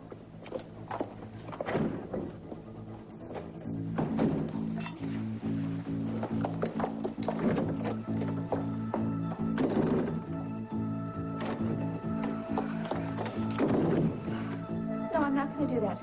No, Tina, you are not going to do anything to make Cord angry with you. You're not going to do that at all. Nope. He's going to come out to talk to you, Kate, and just tell you all about it. And in the meantime, you're just going to sit right here and wait and do the mature thing. Oh. John Jimmy even wounded Pete O'Neill when he tried to rescue them. Yeah. This is unbelievable. How in the hell... Oh, Payson? Yeah, is my sister, Judith, there. It's John Russell. Oh. All right, I'm at Dorian Lord's. Would you ask her to give me a call over here? Thank you. Well, she and Charles are with the attorneys. That's plural. As in posse, as if 100 of them could help him out. Poor dears. I mean, they must be in so much pain over this. I know. How bad is Pete? Says here that it was a shoulder wound. He should be out of the hospital tomorrow morning. Dee and Connie must have been frantic. Poor dumb kid. How the hell did things get so out of control for him? I mean, yeah, he's lazy, he's spoiled, he tried a quick scam and he lost on it, but to shoot a cop, come on. And he held hostages. He even threatened to kill his own father. Hi. Oh, Diane. Hi, honey. Oh, the welcome home lunch. You hated it. Oh, no, that. Thank you. No, he appreciated it very much. It's just... I read the article in the Banner about the whole Sanders tragedy. Oh, yeah. Pretty heavy stuff, isn't it? Yes, indeed. John, you okay? Yeah, Diane. Just a little shell-shocked and heartbroken for my sister. Honey, what are you doing with the bag? Moving out, of course. Now that you and John are back here, I think I need to find my own place. Where are you going? Oh, I don't know. I guess I'll find some cheap boarding house, and I'm sure I can find a job eventually. Oh, wait a minute. You were a waif when I found you. I'm not going to let you go out on the streets again. Yeah, Diane, I thought you were living at the Dennisons before you moved in here. Well, I was, but their place is pretty small, and I really can't impose on them. You know, maybe you don't necessarily have to move out of here. Does she, Jim? Look, this is a three's a crowd situation, and I really don't want to horn in on your new relationship, so... No, Diane, it's hardly a new relationship. In fact, it's just kind of graying around the edges. No. What I mean by that is that it's not brand new since I'm moving in here. Well, sort of moving in. See, get your foot out of your mouth, okay? I'll tell you what. I happen to have 2 bedrooms, 2 spare bedrooms, and my bedroom is located on the 2nd floor, all the way at that end of the apartment. The 2 spare bedrooms are over here. You are going to take one of them, all right? That's fine with me. Please do. Moran, I would give anything to move back in here with you, but I just don't want to wreck our friendship. I don't think that will happen. And what about Jeannie? I mean, where is she? How is she? Oh, she's already taken a place at the Waterside Inn, and she's looking for a job, and she said she'd be over tomorrow to say hi. Great. Okay, so she's set, and so are you. You, my dear, are staying put. Okay, thanks. Good. John, thanks. Appreciate it. Well, back to my room to unpack. Yeah.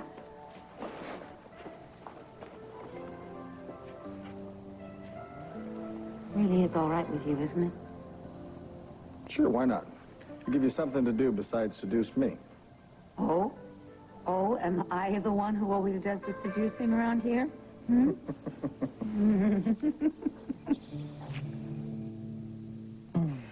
So, according to these pictures and everything Tina told me about it, the island is the jewel of the Caribbean that you told me it was. Want to take a look? Yes. Oh, that grandson of mine is one fine photographer, isn't he, Pamela? Yes, he is, and a very fine young man to boot. Any chance of you two becoming friends now that this monetary matter is settled? Well, not so far, Pam.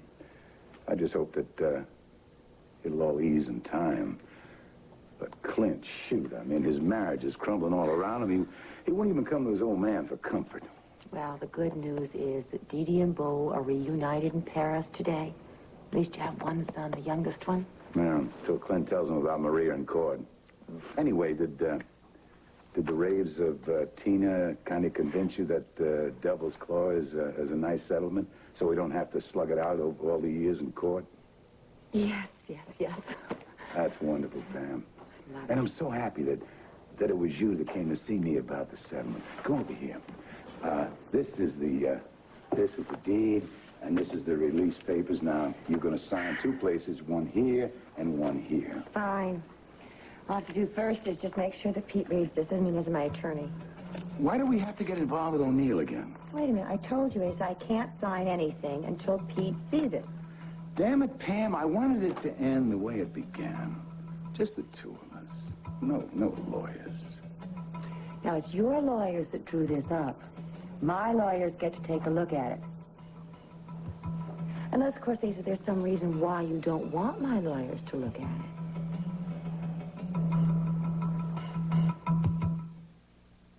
Susan, I have a favor to ask you. Mommy, could you come here for a minute? Is your mother calling?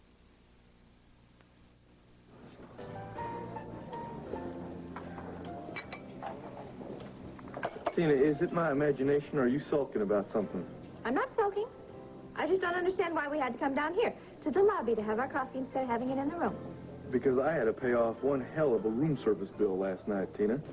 And it's a lot cheaper for us to come down here and eat than it is to order it upstairs. Now, like it or not, we've got to start thinking about saving some money. So, Oh, honey, what did you do yesterday after you left the Banner and before you came home? Beg your pardon? I'm in this mood because I know very well that you were down here talking to Kate Sanderson. No, did you tell me about it? No. What was going on here? The reason I didn't tell you about it is because I knew that you were going to react exactly the way you're reacting now. Because when it comes to Kate Sanders, you have got a jealous streak in you about a mile long, girl. Well, because she flirts with you every chance she had down in Devil's Claw. Oh, Tina, please. Now, come on. She is just a very good-natured girl that I like talking to. We've got a swell relationship. She just likes to tease a little bit. And that's all there is to it. Yeah, it's only teasing because you won't let it go any further, I hope. Tina, will you please just stop it, all right? Listen to me. I love you and no one else. And I'm not about to get involved with another woman. Not even one as beautiful as Kate Sanders.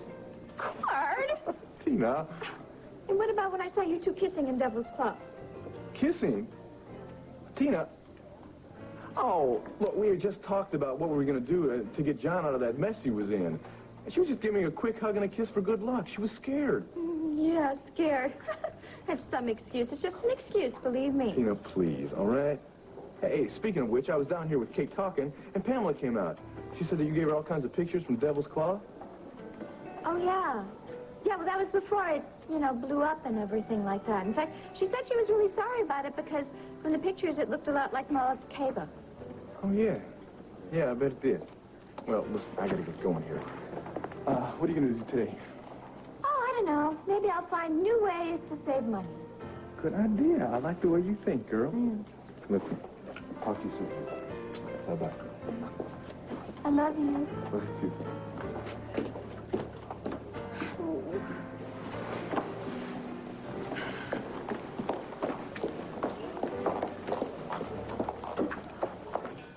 Maria, it's so good to see you. Well, I just had to come over to see you when I heard that you were alone.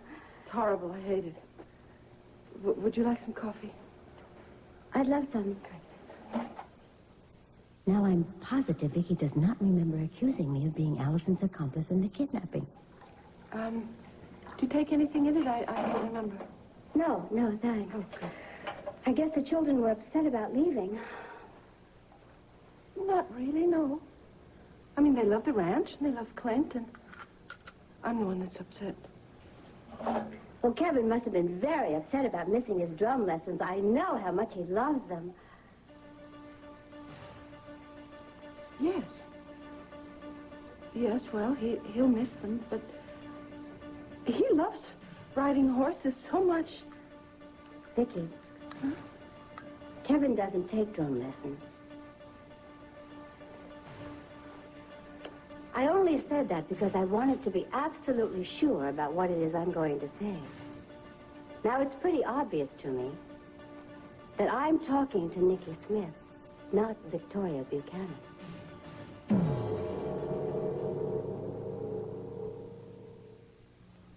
Stop!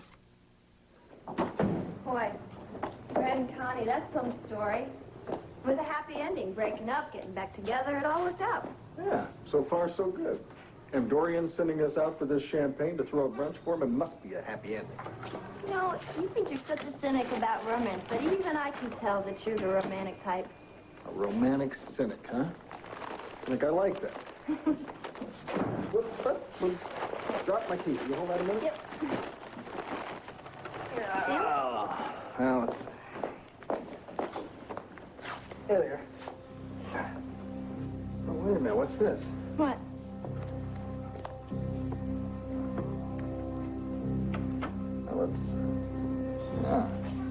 Piece of cloth. It looks like blood all over it.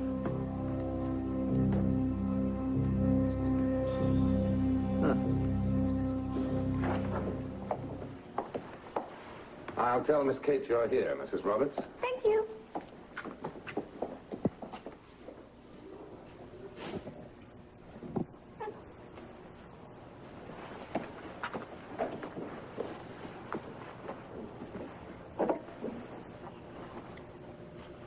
We prosecute all shoplifters here, Tina. I was just looking at it. I'm only kidding. How are you? I'm here to tell you that I'm the kind of woman who prosecutes other women who try to steal my husband. Well, let's not waste any time on words here. Well, there's no reason to. It's not like we have any sort of friendship or anything in common at all, except for my husband. So stay away from him. You know, Tina, I really find this crude, offensive, and pretty juvenile. Yeah, well, I wonder if you'd find this crude, offensive, and pretty juvenile if the tables were turned and I was after your husband. Tina, if I were ever married, no husband of mine would ever be interested in you. Oh, honey, are you trying to say that you are better than me? I didn't say that. You did. But maybe that's why you're so nervous about court, isn't it? Well, that's not true, Maria. How could you say something like that? Oh, I could list a few reasons. But your pretending to know about Kevin's drum lessons only confirm my suspicions. Clint is right after all. No, he is not right. Now listen to me. I don't know Nicky, but I certainly have heard all about you. No, Maria. Hear me out. I understand your fear.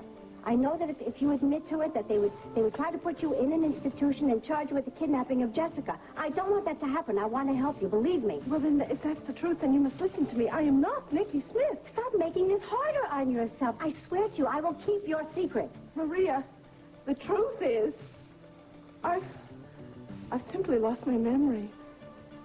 What? What did you say?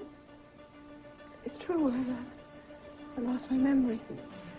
It happened a few days ago up at the mountain cabin when Clint attacked Tom and he nearly beat him to death. I don't understand what you're saying. Tom thinks that it was seeing that, the viciousness of the fight, and Clint's insane jealousy. It was just one trauma too many, and I just escaped to a happier time when I was with Joe. See, I sort of went blank. When I came to, Clint was storming out, and Tom was lying on the sofa, half dead. And I thought he was Joe. I thought he was my precious Joe. And I thought it was 1978, not 1986. Are you saying that you have no recollection of the last 8 years? No. I have no memory of Joe dying. Oh, Vicky, this is awful, but yet at the same time, it's wonderful that you're not Nicky Smith. Oh, yes, that's wonderful, but nonetheless, I'm in big trouble. Oh, yes, you certainly are. But I promise I'll keep your secret, and I'll be your friend, and I'll do whatever I can to see you through this. Oh, would you really? Yes. Oh, Maria. Oh, thank God. Finally, I found somebody else that I can really depend on. That doesn't necessarily have to be blood, does it? No, but my experience tells me that's exactly what it is. Well, how did he get stuck under Dorian's car? That I don't know. Probably just an old rag. Somebody cut his hand and threw it out in the street. The car rolled over it, and it got stuck. Yeah, well, there's nothing under here. Well, we better get the champagne upstairs. Connie and Brad are probably already there. Yeah, I tell you what, why don't you take it on up, because I'm going to take this over to the lab and have the police analyze this. You have a lot of nerve putting me down like that. Tina, I didn't start this. You did. You come waltzing in here with no notice whatsoever and then start attacking me for no reason. Oh, are you saying that you can look me in the eye and tell me that you have absolutely no romantic interest in my husband? No, I can't. Cord's a damned attractive man, and if he weren't married, I would go after him. And you're saying I have no reason to be here? Oh, please. Tina, your own insecurities brought you here, not anything I said or did. We must be thinking alike. I was just going to call you, and here you are. You look lovely. Did you have a good rest? Yes, I slept wonderfully. I had no choice. I was so exhausted. Good. How are you feeling now? Oh, I'm feeling much better. Well, nothing has changed, though, no. Oh. But something very wonderful happened. Oh. I had a visitor today who turned out to be somebody else that I can trust, and so part of the burden is off you now. You told somebody about? No, I didn't tell them. They sort of found out about my memory loss. But she said that she would keep it a secret and promised that she would help me. She? Wanda? No, Maria Roberts. Kim? Oh, hi, it's Maria Roberts. Well, I'm fine, thanks. How's everything at the ranch? Uh-huh. Oh, that's good. Kim, is Clint around? Oh, I see. Well, when he gets back from the stable, could you ask him to call me at home? Kim, would you tell him it's very important? Right. Thanks. Okay, bye-bye.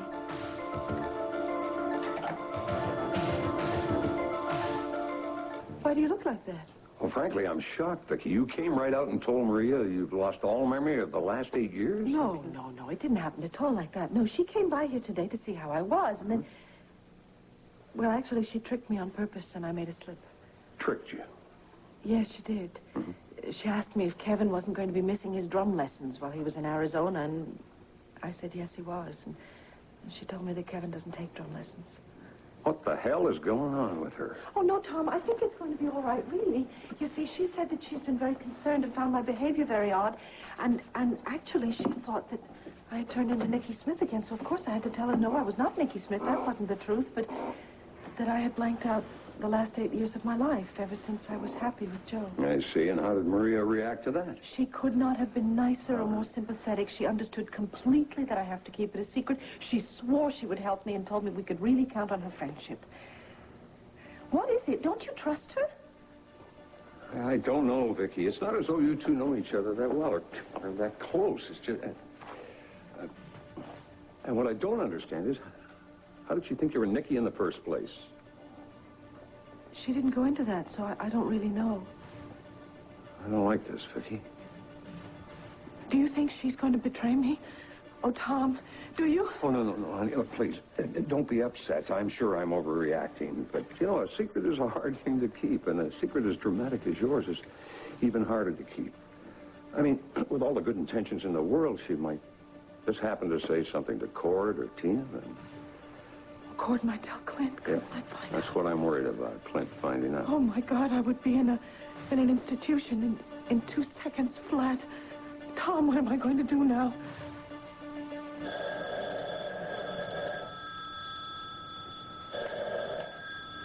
Hello?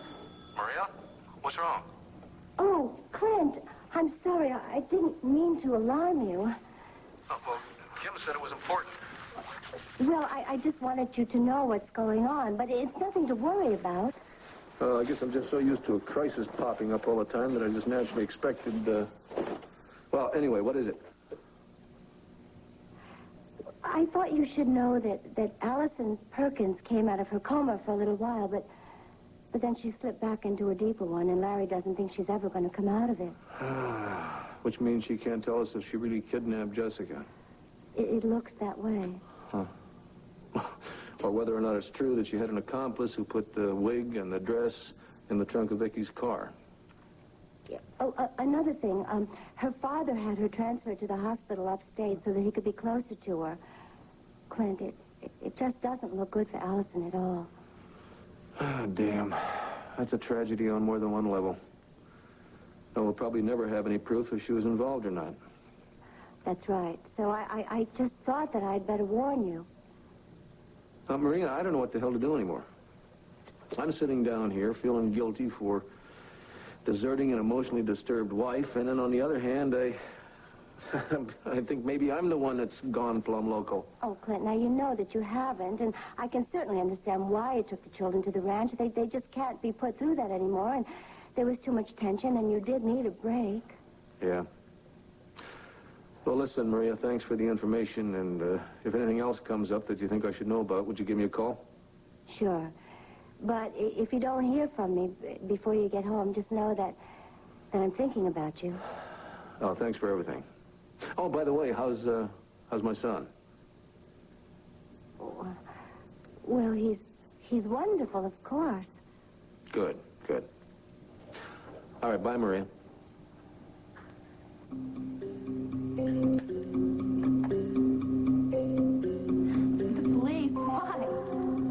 Well, Diana might be what you said, just a dirty, bloody rag, but it might also be some kind of Evidence in a crime, a hit and run, murder, any number of things. Oh.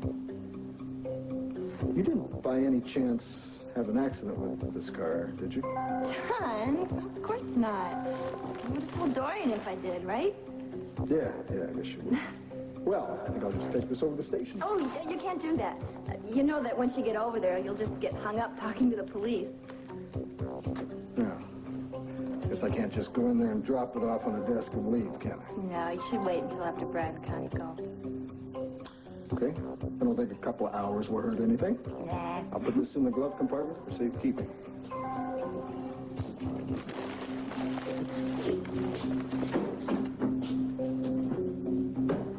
Okay. Let's hit that party, and I will have to face, now, the lady that Jamie tried to blow away. Heard anything about him? Yeah. My sister says he's getting ready to have a whole battery of psychological tests. Glad that you weren't hurt. But really, what an ordeal it must have been for you. Yeah, I can't let her out of my sight for 5 minutes. Obviously, I had to marry her. You better not let her out of your sight, because I think this is a woman who is finally your match, a woman you can settle down and be content with. No settling down until we're back from the honeymoon. I'd say at least a month. And where are you going? First stop, Vienna. We're going to see David and Jenny. And my sister and your daughter. Yes. I love Vienna. Have you ever been there? No, but my passport has been there, remember? How could I forget? At long last, the champagne. Thank you, John. Congratulations, Thank you guys. Thank you, Diane. Thank you. Yeah, I'll take a kiss on the cheek. Okay.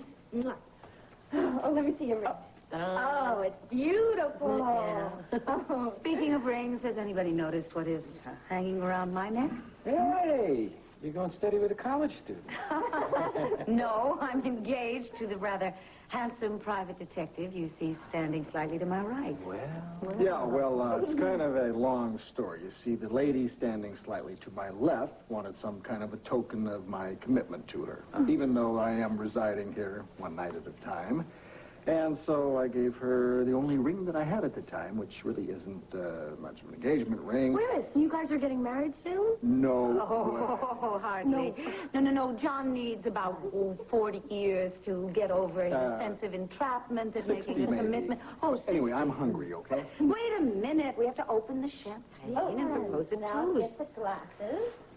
Okay, listen, remind me to tell you about this piece of material I found in your car.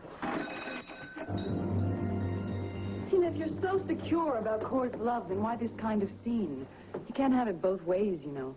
And neither can you. You can't pretend to want to be Cord's friend when what you really want is a whole lot more than that. In fact, I think you should stay away from my husband and stop being his friend. You know something? I think if Cord knew about this... No, I'm sure if Cord knew about this, he would be furious. Oh, so what are you going to do? Just run off and tell him? Nope.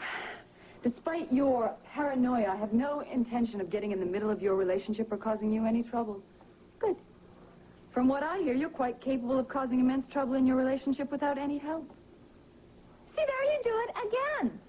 Now, just a minute here. I'm going to tell you something, sweetheart. Now, just because I wasn't raised in some wealthy family doesn't mean I got no class.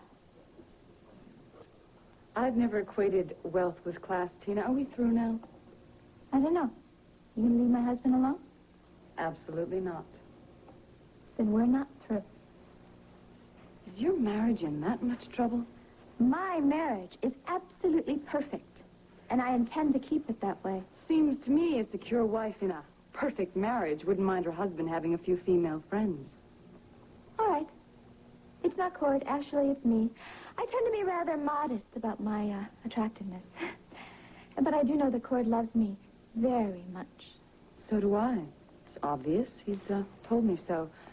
It's also obvious that when you were coming back from Devil's Claw, you had quite a few problems. All right, we had a few problems. But that's all taken care of, and I love Cord very much. In fact, I would die before giving him up. Well, I don't know what you're talking about giving him up for unless... Seems to me there's something you're very afraid of here. Of course not.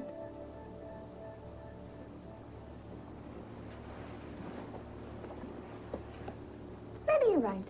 You know, maybe I am being silly. I mean, being worried about you. And, your silly little attraction to my husband. Any female in this town would find him attractive, in which case you are going to have to be making these visits all over. No, I won't. Look, I just thought you were getting too friendly, and I don't like it. Well, I intend to keep seeing Cord because I enjoy his company, and I will keep it that way as long as you make him happy. Meaning if he suddenly becomes unhappy, then you'll move in on my husband. Tina, all you have to do is keep Cord content, and he's yours forever. Oh, I'll keep him content, sweetie. Don't you worry about that. In the meantime, why don't you go find some boring little husband for yourself? One that doesn't have a wife.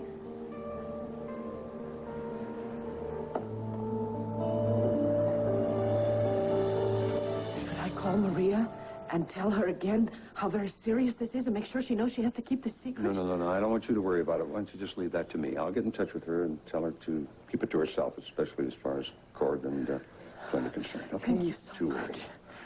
You know, Tom, Judith Sanders called earlier. She's coming here about noon. Now, unless she does something, this trial's going to come up very soon. How on earth am I going to get through that? Vicki, Judith is a very good lawyer. I'm sure she can convince the judge you can't try a non-existent person. Except my husband and the police think that I'm simply lying. And how convincing can I be in my state of mind about things that I've only heard about? Such as seeing her son in the parking lot of that restaurant the night Jessica was returned. You know, maybe Jamie could back you up now. He's in as much trouble as he can get into, and why don't you ask Judith to talk to him, huh? Do you really think I can add that to her heartache? Hey, if he can help clear you, I mean, he's going to look like a better person to her, isn't he? Huh? What if he lies again? Well, try. It's worth a try, okay? Okay. Good. Would you ask her when she's here, please? I'm afraid I'm not going to be here when you talk to her. But, Tom, what if she asks me things that I don't remember? Vicki, I don't want to leave you. But she'd get suspicious, wouldn't she, if I was here answering questions for you? And remember, she never did believe Nicky Smith was around, but she could change her mind. Oh, yes, you're right. Could I ask you a favor, please? Sure, anything at all. Could I have a hug? Please?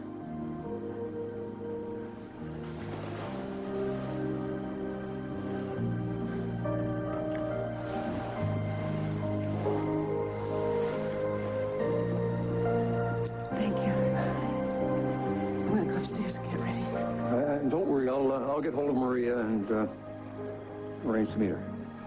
Talk to her, okay? Tom, I truly do not know what I would do without you.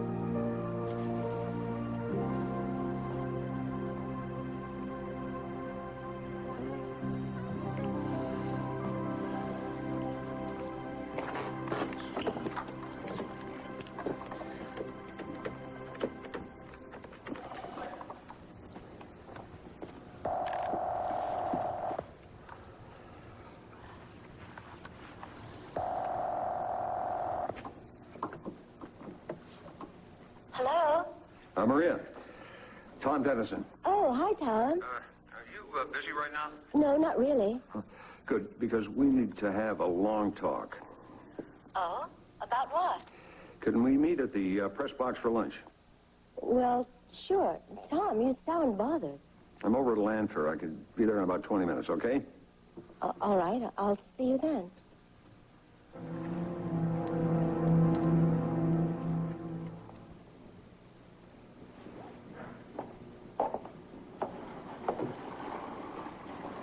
Hello, sweetheart.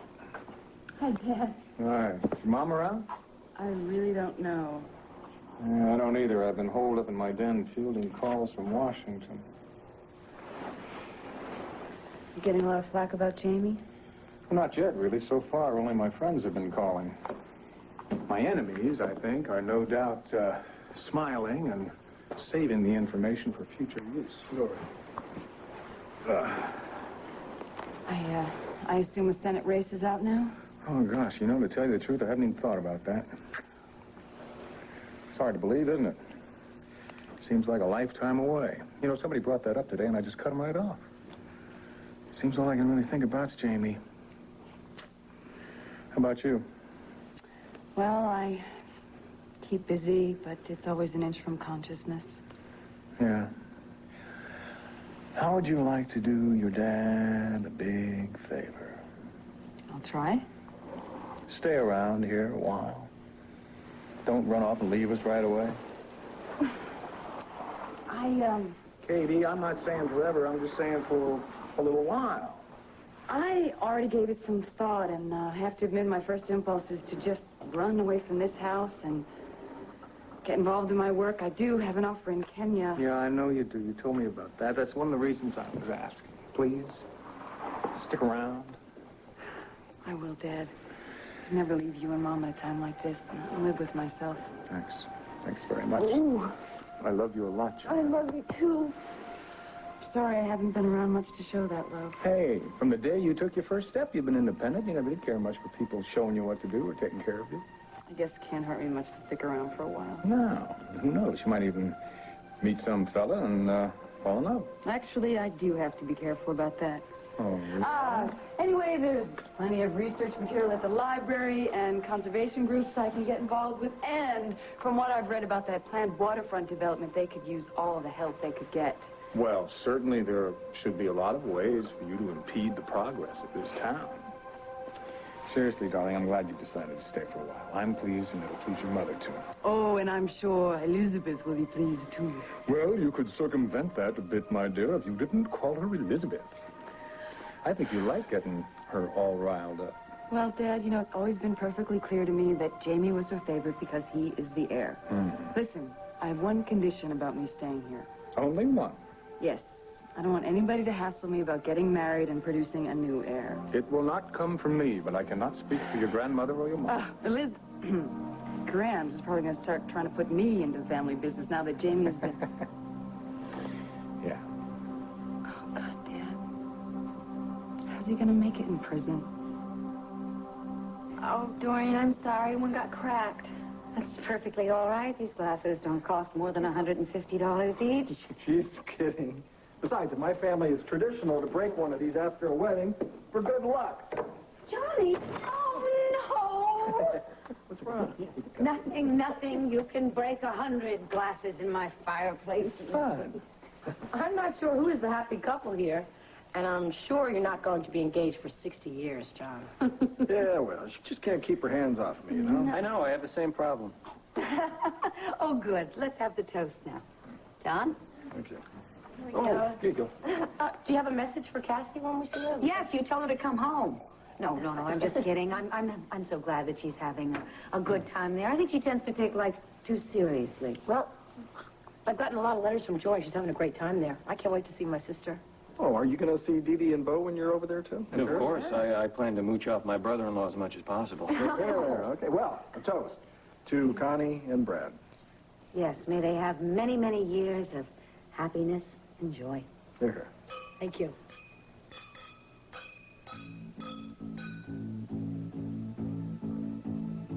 What if something happened to Dorian's car? What if it's dented? She'll figure it out and... Figure what? You masterminded the escape and then ran over some poor pedestrian? Maybe you'd like to tell her the truth. Blackmail me. You wouldn't want to do that, would you?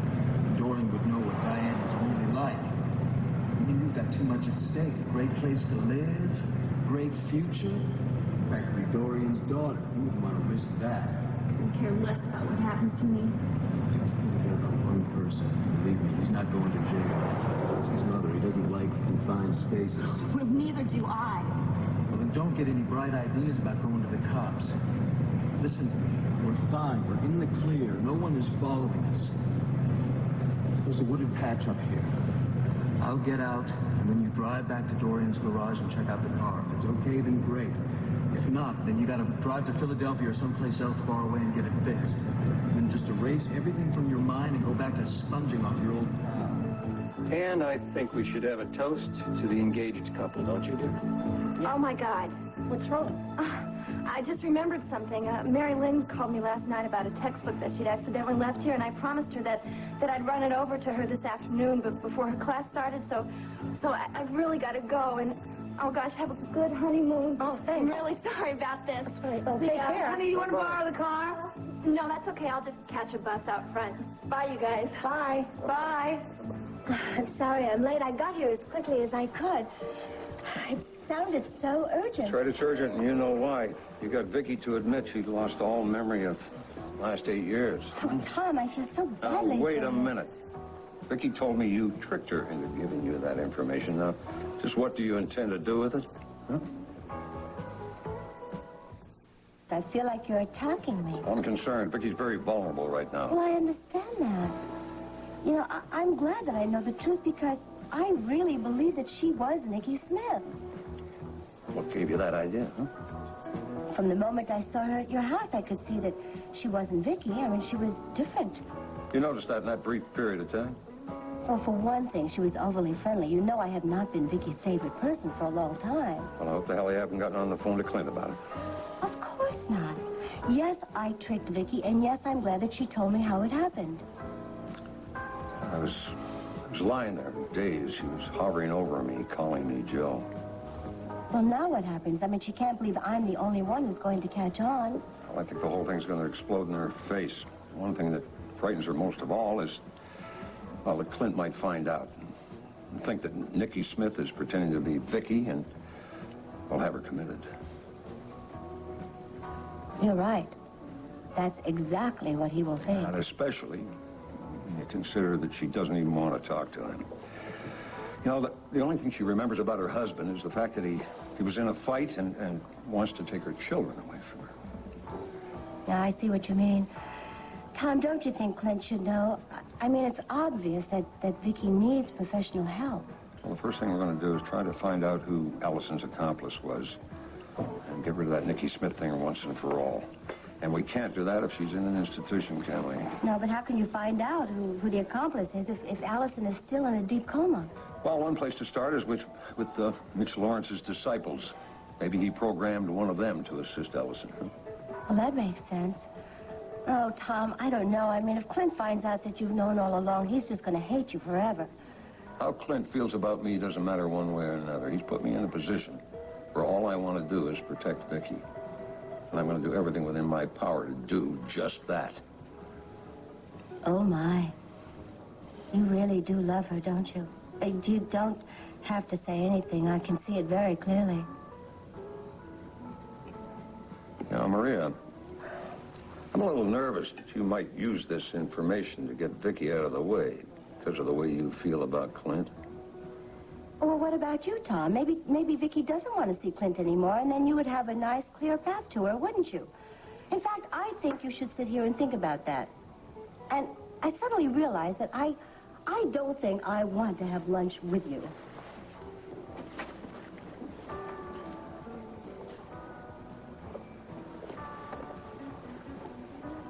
Judith, are you sure that you really want to continue with my case? Yes, of course. Why do you ask?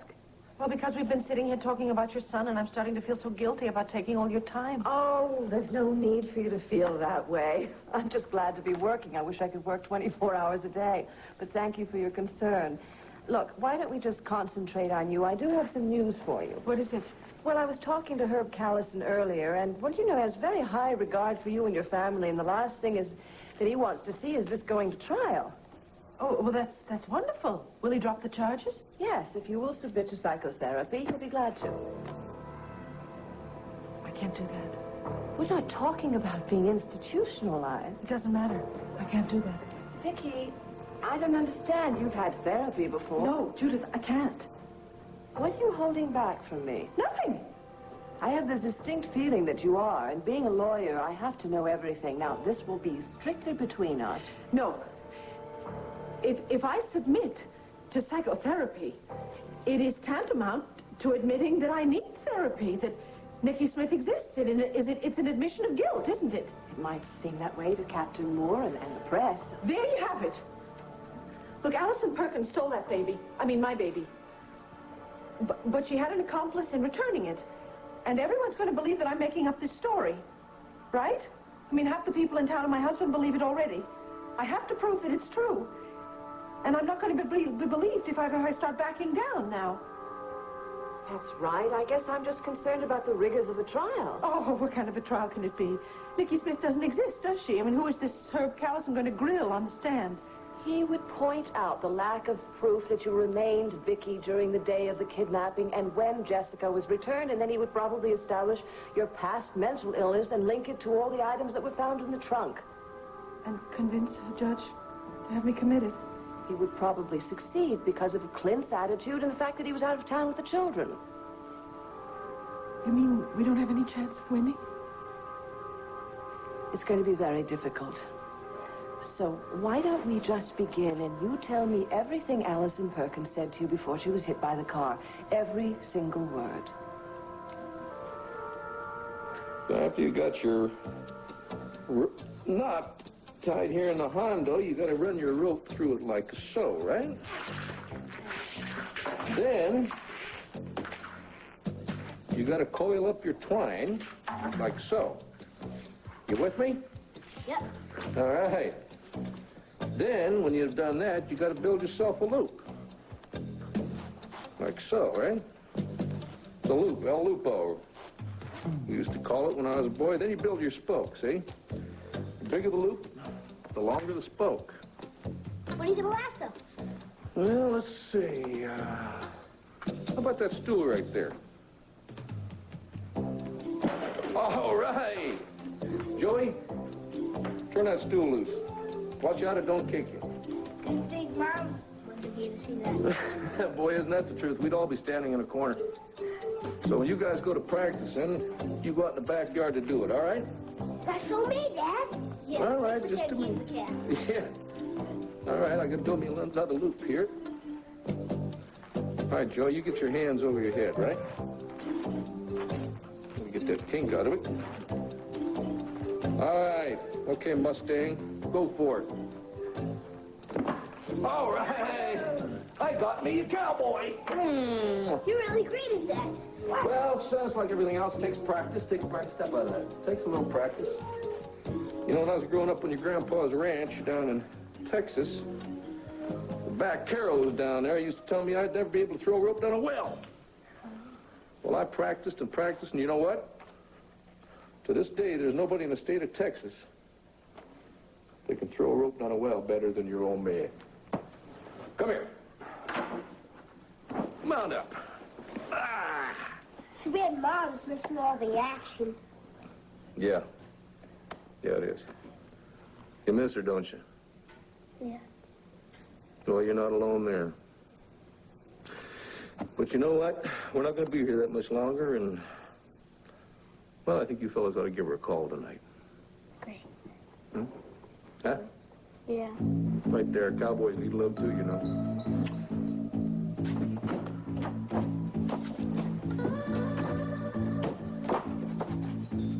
Wait a minute. Use your brain. John knows I saw him put this in here. And who would steal a bloodstained piece of cloth? But if I let him take it to the police, they'll know this matches what Allison was wearing the night I hit her. And they'll check out Dorian's car. Then I'll be arrested. Jamie, how did I ever let you blackmail me into helping you escape? Wait a minute. I know what I'll do. Necklace of mine is a little token of how much I love and miss her. Would you mind bringing it to her? Oh, of course, sure. Thank you. Well, we're out of here. We're history. Yep. This is it. Yes. Honey, good luck. Okay? Hello? Congratulations again. Oh. Thanks, Dorian, for the brunch and the send-off. Thank you. Not at all. Not at all. Yeah, I'm going to miss you. I'm going to miss you, too. Tell you what, as soon as you two get back home, why don't the four of us get together for dinner? Or it'll be just the three of us if John manages to escape somehow. Stop it. Okay, you two stay put. We know the way out. Yeah. And look, if you decide on a quick marriage, you track us down, all right? Yeah. Oh, yeah, sure. That'll happen. Bye. Bye-bye. Thanks again. Bye-bye. Good luck. All right, you. Why don't you stop all this posturing? Posturing? Yeah. Why don't you get serious for just a minute, would you? What? Did you give permission to anyone besides Diane and Jeannie to drive your car while we were in the Caribbean? Judith, you know, I really have nothing to add to what I've already told you about Allison. You didn't say very much. I read the police transcripts. That's it.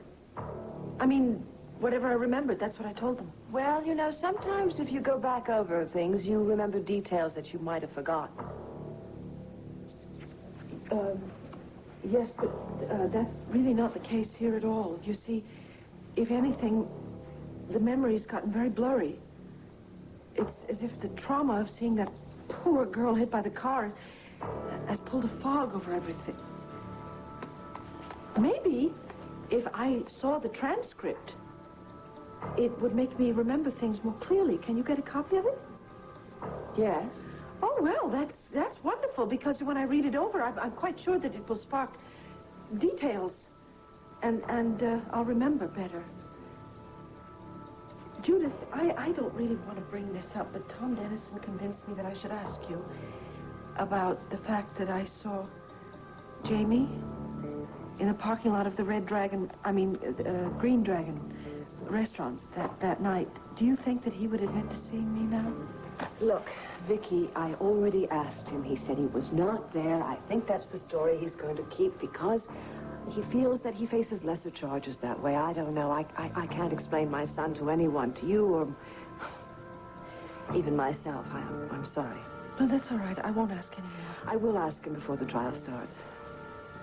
Do you have a headache? I think it's just tension. All of this. I've got one, too. Why don't we just drop this right now, and I'll get hold of the transcripts. I would be so very, very grateful to you if you could do that. Vicky, are you sure you're not holding something back?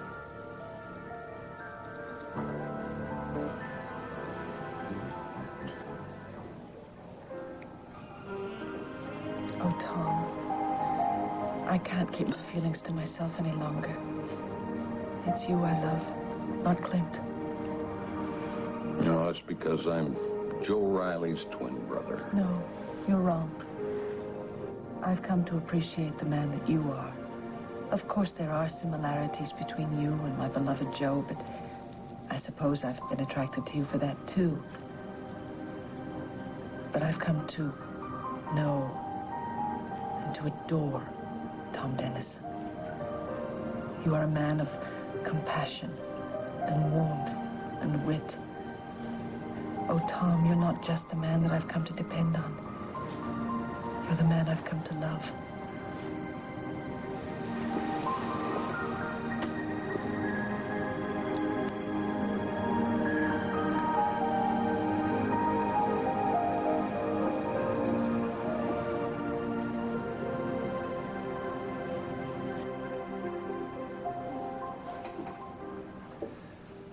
Dennison, you're crazy. It's Clint she loves. She's Clint's. She'll always love Clint. No, I didn't give anyone permission to use my car except Diane and Jeannie. How about Emma? No, Emma's got her own car. What's this about, John? Well, when Diane and I used the car, I pulled it back into the garage. When I was getting out, when I dropped my keys, I bent down to pick them up, and I found a piece of bloodstained material attached to the front bumper. Bloodstained? Yeah. It looks several days old, but I still think I better take it over to the police and get it analyzed in case it's evidence of some kind for a crime. I'm certainly not going to argue with your private detective's logic. Go ahead. Oh, but wait a minute. Did you ask Diane about this? Yeah, she said she didn't know anything about it. Okay, maybe Jeannie does. I'll call her, see if she's in. You know, that's a good idea. Jeannie, you know, the way she is, she could have wrecked the car and then got it all fixed up again, parked it back in the same spot without even telling you. Oh, now, John. Hello. Miss Jeannie Johnson, please.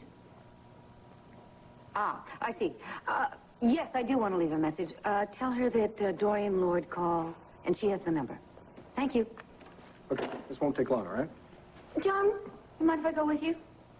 Oh, no, it's all right. I guess you kind of, like, need your space, room to breathe. You're feeling suffocated by this relationship I tell you already? what, can you walk and talk at the same time? Oh, yeah, I'm very good we'll at get this over with.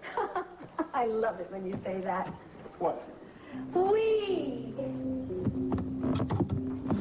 Damn. How did they rip off tape decks in 2 seconds? God, I've got to make this look like a real robbery. Hello, Charles. Oh, hi, darling. I was wondering where you were. I had an appointment with Vicky Buchanan. Ah, so.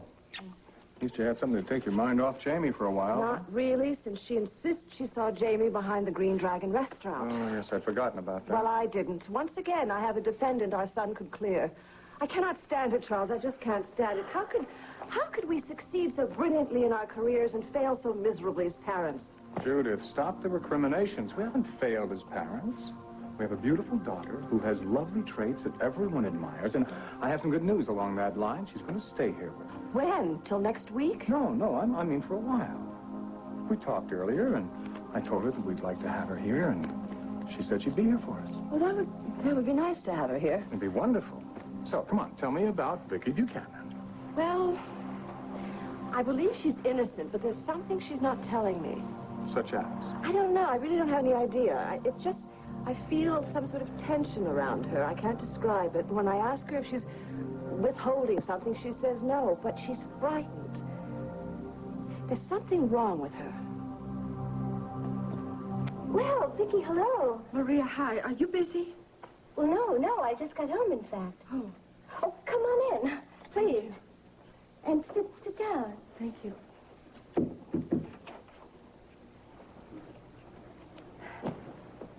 I met with Tom over at the press box. Mm-hmm. And we talked about the fact that I knew your secret. He wanted to be assured that I wasn't going to tell anybody, particularly Clint. Oh, yes, particularly Clint. But, Vicky, I understand that. Now, I thought I made myself perfectly clear when I said that I was on your side and that I would do anything I could to help you. Yes, you did. It's just that Tom got me very anxious because he pointed out that you might decide to take court into your confidence. Oh, no, Vicky, good heavens, I would never do that. Listen, I'm the one who kept the secret from Clint about Cordero being his son for almost 20 years. Thank you so much, Maria. I'm so relieved. Thank you. You know, you said that you would like to help me. There's one little thing you could do for me, please. Oh, sure. Just name it. Well, Judith Sanders, she's my lawyer. She asked me to go over the details of that whole conversation that I had with Allison before she was hit by the car. Well, I mean, I don't remember that. All I know about it is what Tom told me and what I read in my own newspaper. And you want me to fill you in on what I remember? Yes, I heard that you were there. Could you do that? Not that it'll help much. I don't think anything's going to help much unless Allison comes out of her coma or unless we find out who the accomplice was and maybe get he or she to confess. I know. If only we had some kind of lead, something that we could go on. I mean, as it is, everybody in Lambview is a suspect. Oh, Maria, if only I could find out one person. Then the kidnapping charges would be dropped and there wouldn't be a trial. It would be so much easier to deal with this memory loss. Who knows? If we found the accomplice, maybe my memory would come back. Yes, maybe it would. Oh, excuse me, I have no idea who that could be.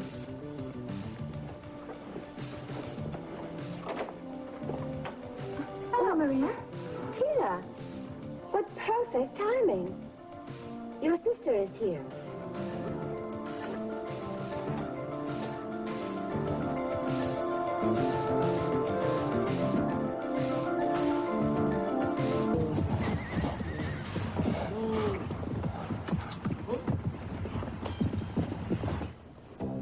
Tent? What tent? We don't need any tent. We sleep under the stars. All we need is a good blanket and some dry matches. At least that's what Sam Two Feathers always told me. Who's Sam Two Feathers? Who's Sam Two Feathers? Who's Sam Two Feathers? Only the greatest outdoorsman your father ever knew. He was full-blooded Mescalero Apache, and he took me on my very first overnight camping trip. Were you scared? Scared? Bah, me? Petrified. But old Sam Two Feathers, he taught me to love the wilderness, not be afraid of it. And I hope to pass that along to you two boys. I wish Mom would come camping with us. So do I, guys. So do I. But your mom just can't come out there, Arizona, right now. She's too busy trying to keep the paper going. Aren't you still working on the paper? Well, that's kind of a long story, Joey. Who is that? I wonder if that's the ghost of Sam Two Feathers.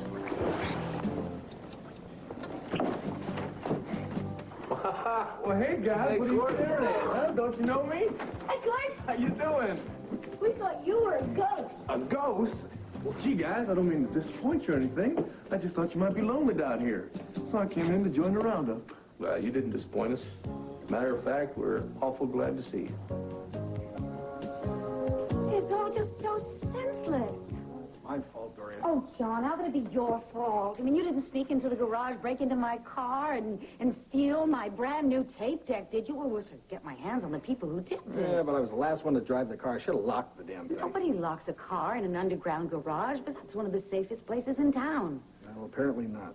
No, and it's not that the tape deck is that valuable, for goodness sakes. It's just, how could they destroy my dashboard that way and go through the glove compartment, rip the whole... I'm calling the police. I want Dorian, action on wait, it. just wait a second, all right? There's more to this than missing tape deck. Right. The whole panel's going to have to be replaced. Yeah, well, the glove compartment. That's where I put the piece of blood-stained cloth. So? So, not only is the tape deck missing, but whoever stole the tape deck also stole the cloth. The question is, why?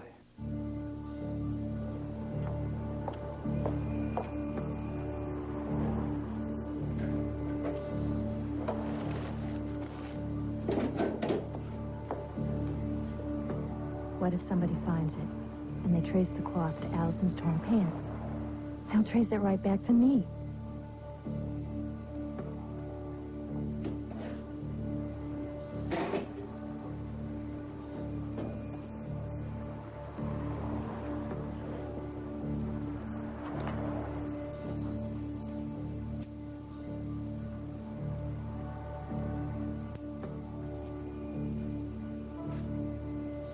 Vicky,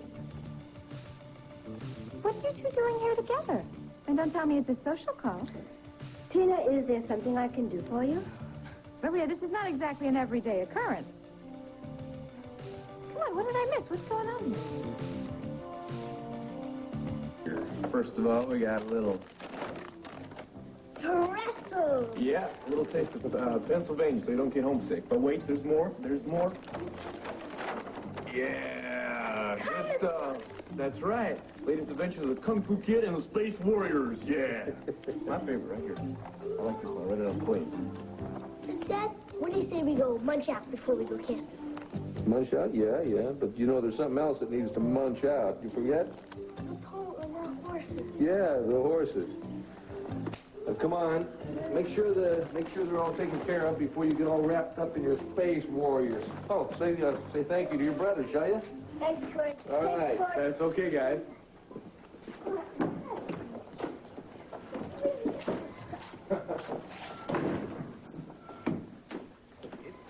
Well, that's about the best surprise they could have had. What, some pretzels and a couple comic books? No. problem. No, I mean, the big brother flying out to see him means a lot to him. That means a lot to me. Well, I'm just getting settled again over at the Banner, so I had a day off. Figured I'd come on down. No big deal. Is that a fact? All right. I was worried about you guys. Thought I'd come down, see if I could help out. Just your being here is help. Sit down. Let's grab a bite to eat. Oh, wow, look at this.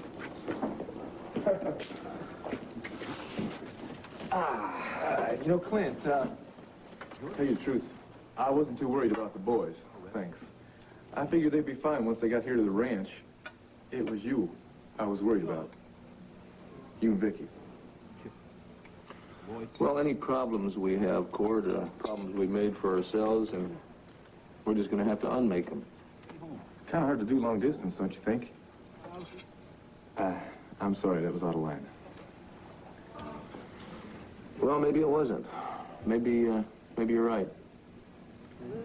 Maybe I have been spending more time avoiding my problems than I have been trying to resolve them. You know, I just don't know what the hell to say to Vicky anymore. Have you tried telling her how you feel? Oh, yeah, I've done that all right. I came out and flat asked her if she and Tom Dennison were having an affair. Sounds like you can be as subtle as I can sometimes. What did she say? What do you think she said? She flat denied it.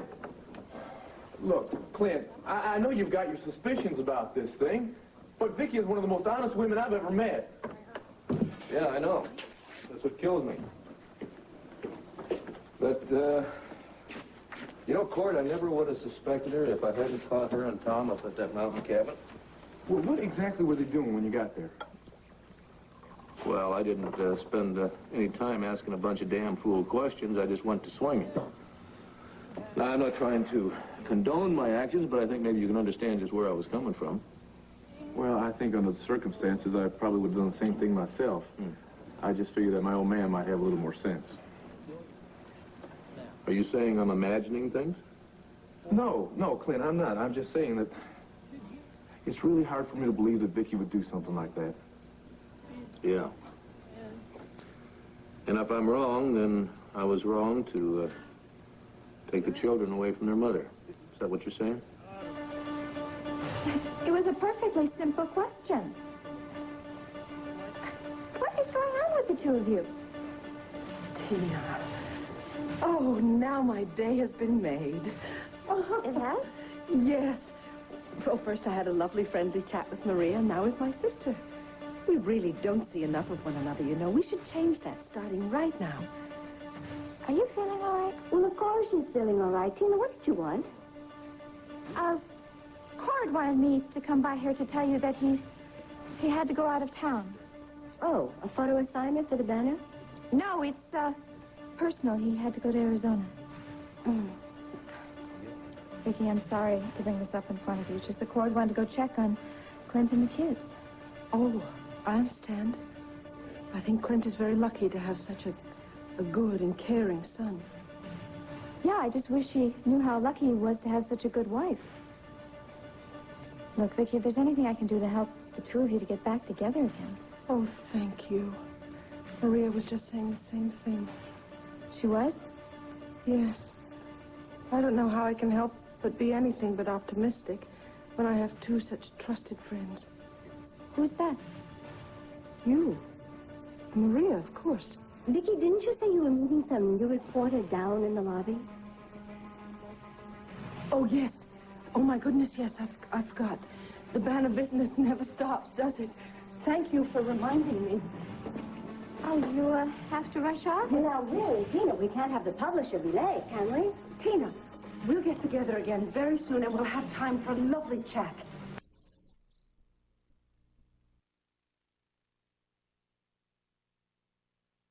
Thanks for coming over.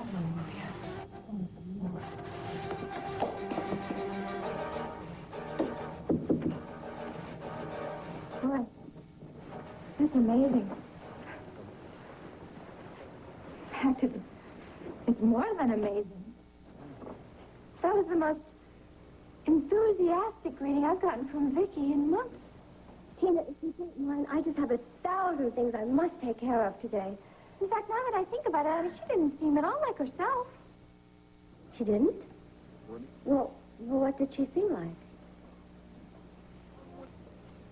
Well, I know what you're thinking, and that is nonsense. You can call it whatever you want, Maria. But you are not going to kid me. No, I know exactly why you and Vicki were here together. Johnny, all I know is that my car's been broken into, all right? And I want the police to take some action. Fine, I'll report your precious missing tape deck. But the odds are about 1,000,000 to 1, I'd say, in you ever getting it back. It's the principle of the thing. I mean, you just can't allow vandals to go around damaging private property, especially not my property. Well, did it occur to you there might be something that was stolen that's a little bit more valuable than your tape deck? Oh, no. What, are we back to this blood-stained piece of fabric again? Yeah, it may be more valuable than even I thought. Someone broke into the glove compartment and just in order to get that cloth. Yes? So what does that prove? Just that if there was blood on the cloth, then it could be evidence to some crime. A hit and run, a murder. It was attached to your fender of your car, Dorian, to the bumper of your car. Now, I would be a little bit worried about where the hell it is. Look, I can think of one possibility. And that is that while he was ripping apart my dashboard to take out my tape deck, he cut his hand and used the cloth to stop the blood. It's possible. Yeah, it's possible, but I don't think it's probable. It makes as much sense as any theory you have. Come on, I really want to call the police and report this. All right. theft. I'll do the calling, though. Yes, sir. Far be it for me to intrude on your turf.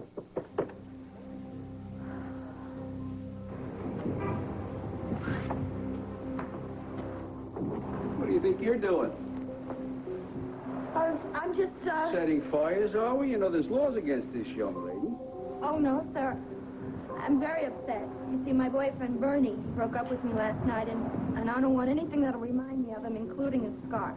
Yes, me, Bernie's a fool, throwing over a pretty young thing like you. The man isn't worth one of your tears. You take it from old Augie. You get over him, honey. Thanks, Augie. I feel better already. Anytime. Poor kid. Ah, well.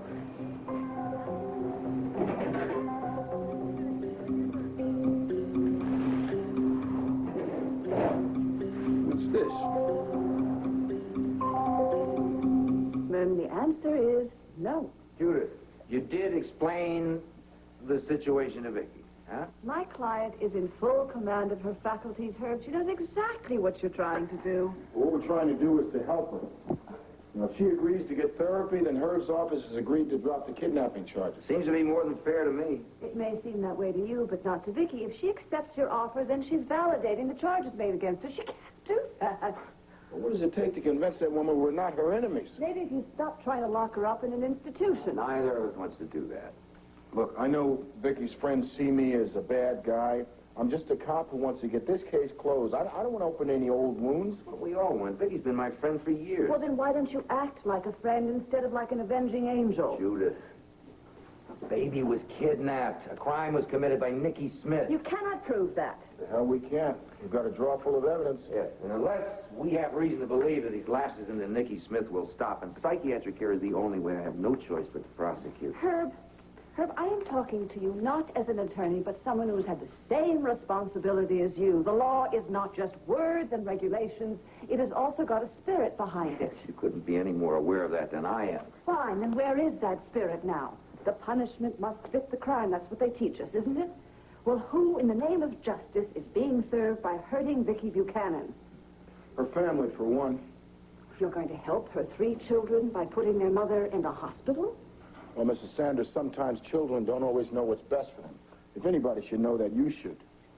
Sometimes you have to do the hard thing now so that their lives are a little bit smoother later on. I really resent that remark, Captain, if it has anything to do with my son's trouble with the law. And I don't see that it has anything to do with this case. Well, let me see if I can spell it out for you. See, bleeding hearts don't help anybody. Not the criminal, not the victim, and certainly not those law-abiding people out there. Bill, there's no reason to drag Jamie into this. Oh, come on. Not you, too, huh, Herb? I mean, when are we going to stop worrying about these privileged few people here in Landview and start thinking about the other people? I mean, they may not have money, but they've got rights, too. They may not have connections, but they count. Now, look, we're not finished here. Oh, yes, we are, too. Look, an offer was made and the offer was rejected. Now, as far as I'm concerned, it's time for you to prosecute, and it's time for me to get back to work on these other cases I've got. Thank you For what? for coming to my defense and Jamie's. Ah, Bill's a good cop. It's just sometimes he sees the law as an end unto itself. And you don't. Well, like you said, there's a spirit behind it. That's what I feel for Vicky. And for you. Tina, I really don't have time for any of your foolishness. Oh, come on, Maria. Don't tell me you've conveniently forgotten our last conversation when you were so totally convinced that Vicky had turned into Nicky Smith. Well, I was totally wrong. What I thought was a mental disturbance turned out to be a very, very depressed person. Oh, I see. And that's your expert opinion? Yes. Yes, I can see how painful this breakup with Clint has been for her. And it has not caused her to become Nicky Smith. Oh, and you can see that even though you have never met Nicky Smith. That's right. I have never met her, and I still haven't met her. And why are you so determined to prove that Nicky is back? I am not trying to prove anything. I just care about my sister. Really? Well, it sounds to me like you would be very pleased if Vicky would show her other self. Is this your idea of sisterly love? Don't you dare give me a lecture about love. Look, and next to Cord, nothing means as much to me as my bond with my sister. Bond or no bond, you're going to have to go a long way before anybody believes that you really love Vicky. No, I really don't care what you or anybody else here in this town believes. Excuse me.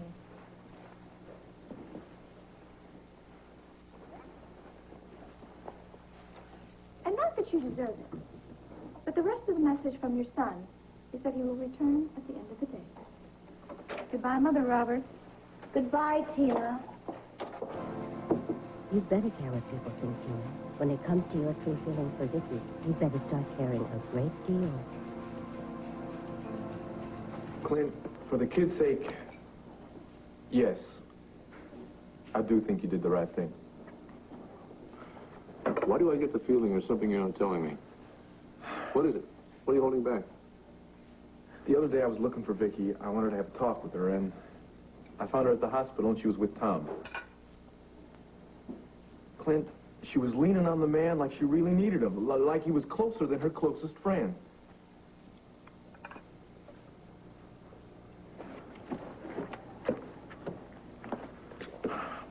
I wonder why that doesn't surprise me. Well, it surprised me, Clint, because I just couldn't believe that Vicky would behave like that. Yeah, I know. I keep trying to tell myself the same thing. Clint, still and all, there's no way you're going to convince me that Vicky is being unfaithful. You want to know what I think it is? Really? Now, Tom Dennison, he looks an awful lot like Joe Riley, right? Now, I think for that reason alone, Vicky is bound to have some feelings for the man. But listen to me, that doesn't mean that they're lovers. You're saying all the things I want to hear and all the things I'd like to believe, Gord, but you know what? I still don't believe them. I don't know what the hell I believe anymore. I mean, is Vicky being unfaithful? Has Nikki returned? Is up down? Is right wrong? So what are you going to do? I honestly don't know. I just hope that Vicky is wise enough to take Herb Callison's offer.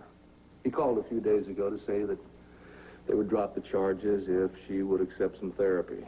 Well, she'll go along with something like that, won't she? Well, the Vicky I used to know would have. But Nikki or Vicky or whoever the hell she is now, I don't know. And if she doesn't, the boys and I could lose her forever.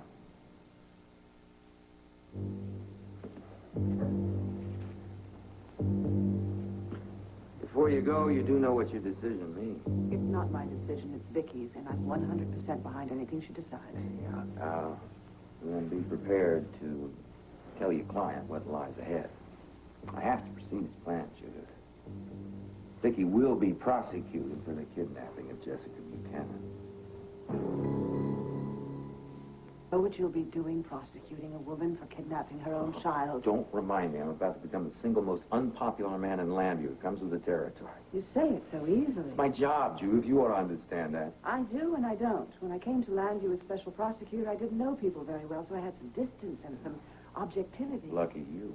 That's my point. You're very close friends with the Buchanans. You've been through their Christmases, their birthdays, their griefs, their joys. Now you're going to prosecute Vicky and ask the Commonwealth to send her away. I know.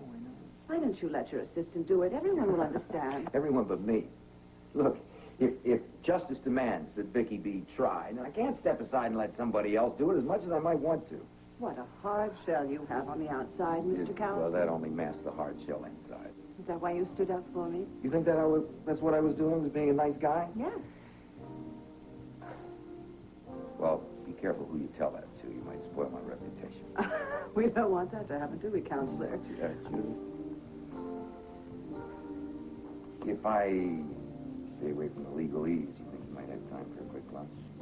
I'd have time for a slow one.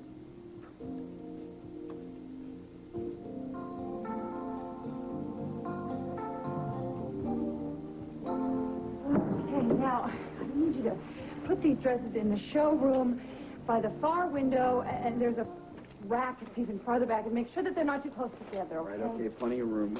Thanks. Rafe, I can't sell the dresses if they're dirty. No, I guess you can't. Rafe, what? I'm not some hard flunky you can order around. I'm doing this as a favor. If that's not good enough, then too bad. I'm sorry. I didn't mean to snap at you. I'm sorry. I'm the one who's sorry. I don't know what's gotten into me. Sorry. You're just worried about your hearing on Friday.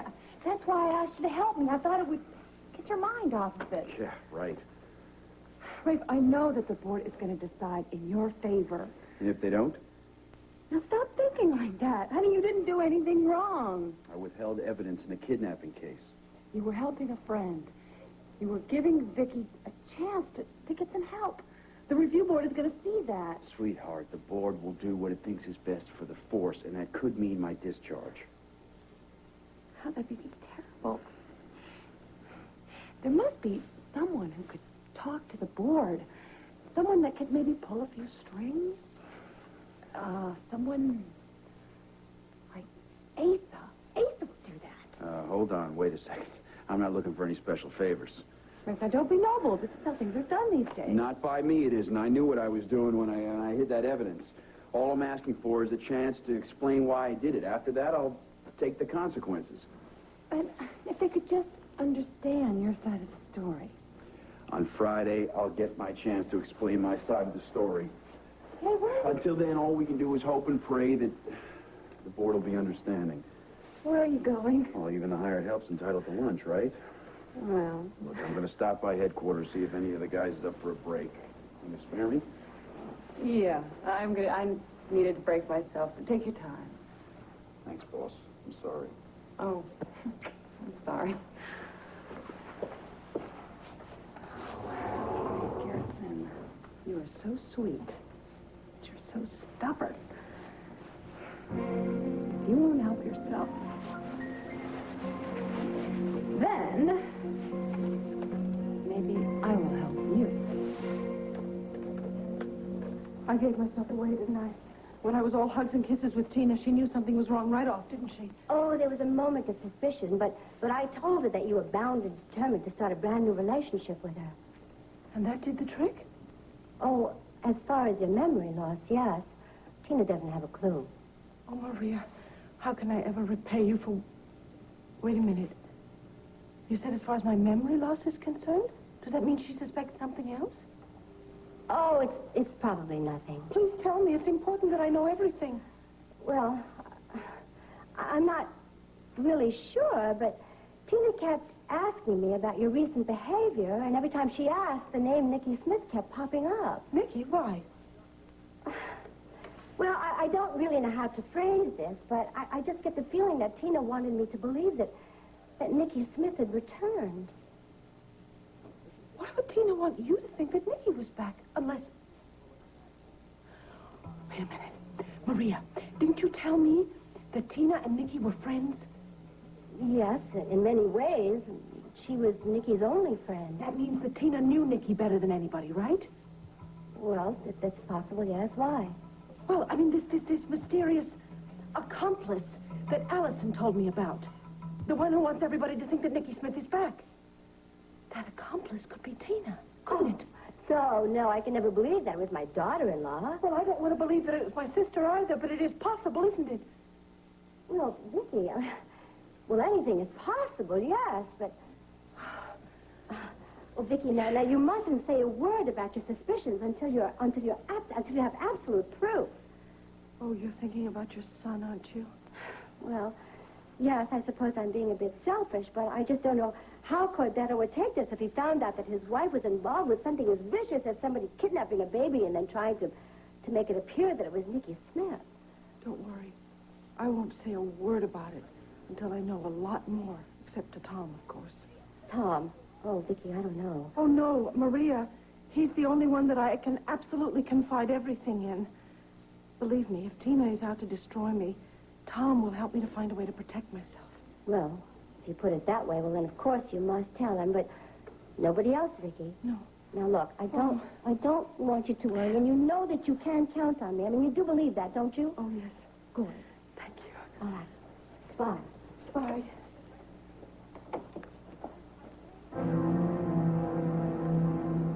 Well, the boy's being railroaded. It's time to call a conductor and stop the damn train. You can do that? I mean, just pick up the phone and stop the investigation? You did not ask me over here for my opinion of your fall collection, did you? No. Mrs. Garrison, you're about to see an expert string puller in action. This is Asa Buchanan. I'd like to talk to the commissioner, please. You could take some notes. You may learn a trick or two. Commissioner. Old Asa, howdy. How's that lovely wife of yours, huh?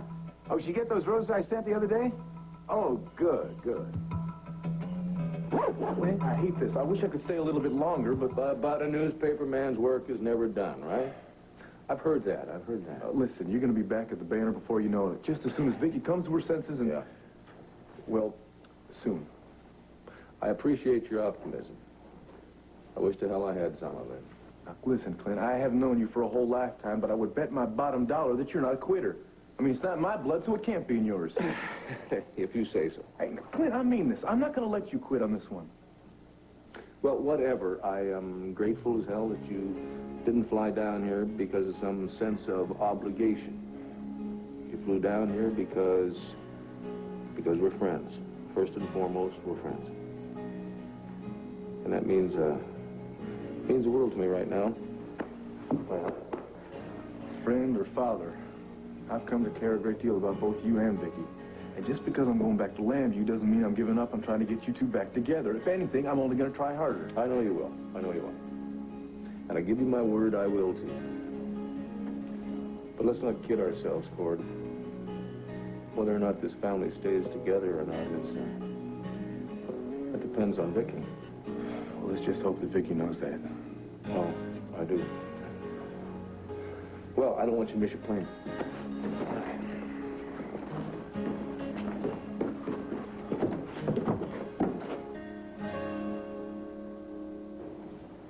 Johnny, the Lambview police are quick, but they're not that quick. Please get your mind off that nasty, blood-stained rag, will you? We've got more important things we need to talk about. Yeah, such as what? Such as our announcement. What announcement? Darling, you're never officially engaged unless, of course, there's a public announcement. And I thought a great way to do it would be on my television show. You gotta be kidding. You're gonna announce our personal life to half of Lambview on your television show? No, that's not true. Actually, my show is broadcast to more than half the homes in Lambview. Mm-hmm. That's very funny. Oh, honey, I'm happy. I'm proud. I don't know why I can't share that with the world. It's going to be a very long engagement, Dorian. You have plenty of time to announce it to the waiting world later. Oh, saved by the bell. No, I was good. Hello, Dorian Lloyd here. Oh, yes, officer. Who is it? Just a minute. You did? They found some? Yes. Oh, wonderful. Thank you so much. I'll be by a little later and pick it up. Thanks again. Goodbye. Yes, they found my tape deck in a garbage can in an alleyway. A janitor found it, and he called the police. Oh, this is Yeah, but wait, what about the cloth? The bloodstained cloth. Did the janitor find that with the tape deck? John, if you were going to a trash can, what would you notice? A bloodstained cloth or a brand new tape deck? Besides which, what would you like the police to do? Put out an all-points bulletin? Stop the rag before it gets over the state line. Oh, yeah, that's funny. That's a real riot, Dorian. I just hope Diane has your sense of humor about this. Why? What does Diane have to do with this? I don't know, but I want to ask her a few questions. When's she coming back? Wait a minute. Before you say anything to her, I want to know what's going on in that mind of yours. Well, Diane is the only one besides us that knows the cloth was in the glove compartment, right? Well, that doesn't prove anything. No, how about this? Why does someone steal a tape deck and then throw it in the trash, unless they were really after something else? John, are you accusing Diane of something? No, I'm not accusing anybody of anything, yet. But first I want to talk to her. Oh, why bother talking to her? With the mood that you're in, why don't you just buy a rope, find a tree, and string her up? Dorian, I'm only trying to pursue this thing, all right? Yeah, well, there's a difference between pursuit and persecution, John. I am not persecuting. Hi, you guys. They had a great sale at the record store today. What do you hear? Uh-oh, I walked in on something, didn't I? What's wrong? Commissioner, bye. Lisa! Oh, thank you. You are brilliant, just brilliant. Hush, you're going to turn my head. No, but you really are. You made no connection between Rafe's hearing and your contribution. But that commissioner, well, he was sure able to read between the lines. Well, here's hoping. Oh, I hate to think how much this is going to cost you, though. Oh, honey, it's my annual contribution. Of course, the commissioner knows there are other tax shelters I get involved in, but I think he's going to do what has to be done. Now Rafe is going to get his job back. I can't thank you enough. Wait a minute. I'll tell you what you can do for me. Rafe must never know my part in all this. Well, I know, but he's never going to know what a true friend you were then. Not a friend, Delilah. Family. You want to repay me? You, Sammy, and Rafe, come over and visit me now and then. Would that mean that much to our staying close? I'll be very honest. Since Clint gave me the old heave-ho, the mansion's been a lonely set of rooms. And Dee Dee and Bo are gone, too. You know, for a fella who just loves people, I've been mighty alone these last days. Oh, don't you tell anybody I said that. I don't want anybody ever feeling sorry for me. Oh, no, your secret is safe with me. Now, if that phone call can just do the trick for Rafe, though. I don't understand. What did Tina say? Just that Cord had gone to Arizona for the day, and he wanted his mother to know that. So she took the message to Maria, but there's no way Maria, or Tina, rather, could expect to find you there. No, but when she saw me there, Tom, she couldn't stop staring at me. Staring? Yes, I know I'm going to sound paranoid, but it's as if she was watching my every move, waiting for me to slip. But you didn't, did you? Well, thanks to Maria, if I did make a mistake, Maria covered for me right away, and then she got me out of the room just as fast as she could. Good, then there's nothing to worry about. Well, yes, there is. You see, as soon as Tina left, I went back to Maria's room, and it seems Tina was asking a great many questions. Oh, really? What kind of questions? About Nicky Smith. Maria said it was as if Tina was trying to get her to connect my sort of recent strange behavior with the return of Nicky Smith, and there's only one reason she would do that. Tom, this is on my mind. I have to say it to you. I think that Tina is the one who's behind this whole plot to have me put away. You don't think that Tina would be capable of doing that? Unfortunately, we both do. Before you lost your memory, we discussed this. We did? Yes, that's right. But at that time, you refused to trust your instincts. Do you not? I don't know. Everything has changed. I don't know who to trust or what to trust anymore. That include me? You? Oh, no. Oh, no, Tom, I would never doubt you. Ever. Oh, I'm so glad. So glad. Oh, you realize since you've lost your memory, that means you've only known me a couple of days. I know this much. In this whole strange, mixed-up world I find myself in, you are the one sure thing, Tom Dennison. If I can't count on you, I can't count on anybody. Diane, John and I were just discussing... The car. Car? Yeah, the car. Well, where did you take it those nights that you drove it? Just to the grocery store and then back here, and I was really careful with it, Dorian, believe me. I'm sure that you were. After all, you're not the one who left it unlocked in the parking garage. I thought you said the parking garage was as safe as any place in town. John, I've been parking it there for several years now, and it's never been broken into, but I am not going to rub your nose in that. Well, thanks a heap. It was broken into? Oh, Dorian. Oh, I'm really sorry. I know how infuriating that can be. Yeah, also mysterious. You see, not only was the tape deck stolen, but also that blood-stained cloth. The rag? Yeah, you remember the little piece of cloth that we found attached to Dorian's bumper? I put it in the glove compartment for safe keeping. Oh, yeah, I remember that now. Well, why would anyone want to steal a piece of cloth? Gee, I don't know. Who knows? Who cares? The point is, the good news. The police have managed to find the tape deck. Oh, that's fast. Well, then the mystery is solved. No, not completely. It is as far as I'm concerned. Honey, please, don't let us keep you, all right? Okay, thanks. You know, I was going to give Jeannie a call. I hear the water side in is nice, but sure can't compare to living here. Give Jeannie my love, all right? I will. Dorian, why are you protecting her? You know, you managed to get her out of the room before I was through asking my questions. John, she is not a suspect, and she's not a criminal, and there's nothing you can do that can make me think so. I'm not trying to do anything here but establish the damn facts. All right, you want some damn facts? I'll give you some. You can play detective all you like. I'll even chip in. I will buy you a magnifying glass and a pipe, but I am not going to let you play a game at Diane's expense. Bear the hardship and deprivation of prison with her. Well, you're not in Statesville Prison anymore. This is the big, bad, wicked world. And it's a little bit harder to tell the good guys from the bad sometimes. Diane is as good as they get.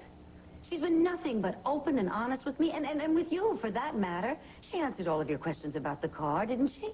Yeah, well, maybe she answered them a little bit too quickly. Well, John, why did you get so cynical? And when did you get so damn naive? I trust Diane. And nothing you can say is going to shake that trust.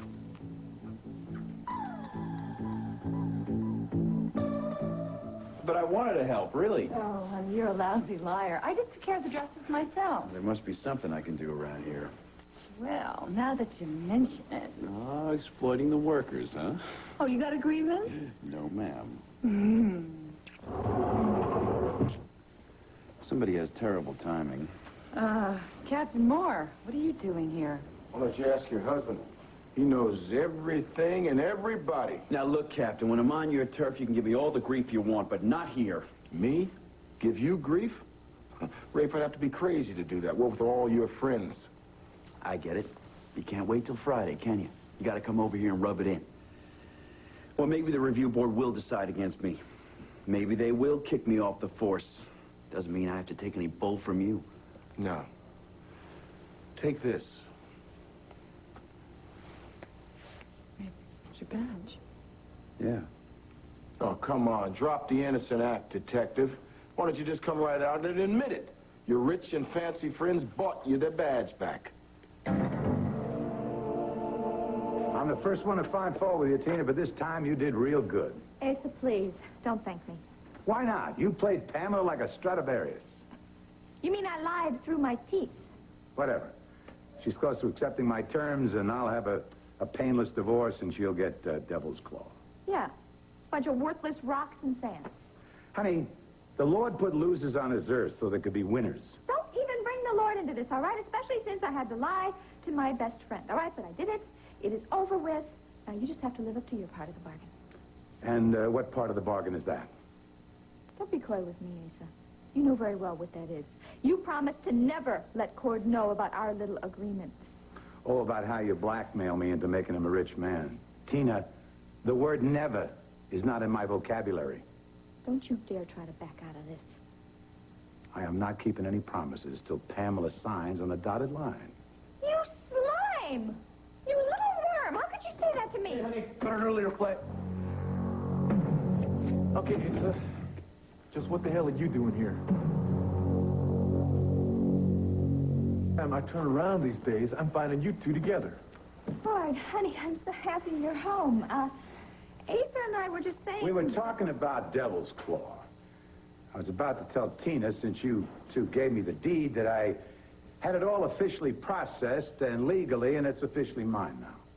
Oh, yes, and thank you for telling us that, Asa. Wasn't that nice of him, sweetheart? You know, Asa, they got these things called telephones nowadays. Honey, Asa was just being polite. Since when? You're right, Cord. I could have phoned. I heard you went down to the ranch. I wanted to be here when you got back. What for? I don't know, gossip, any tidbits. I wanted to find anything I could about how Clint and the kids are doing. See, honey, you can't blame Asa for wanting to hear the latest news about his family. You honestly don't believe me to expect me to believe what you just said, do you?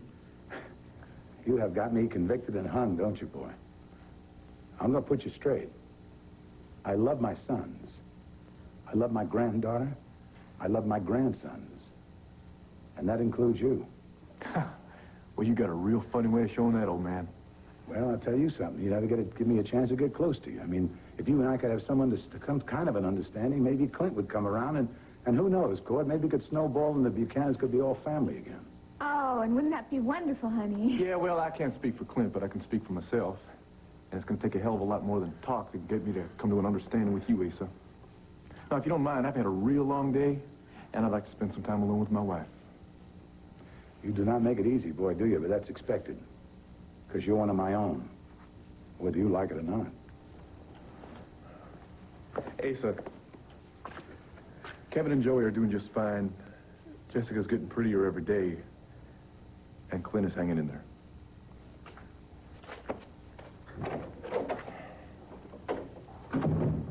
Oh, honey, I hope Asa's visit doesn't put a little damper on your homecoming. I'm so happy you're here. Tina, I didn't believe his story. I don't believe yours. I want it. What are you and Asa up to? Now, take take it easy. You're supposed to go slow, according to the doctor. Slow? I've been going slow since I've been in the hospital. I mean, if you don't want me to die of boredom, then we better pick up the pace a little bit. Okay, what would you like me to do? I don't know. Let's start with the house. Anything.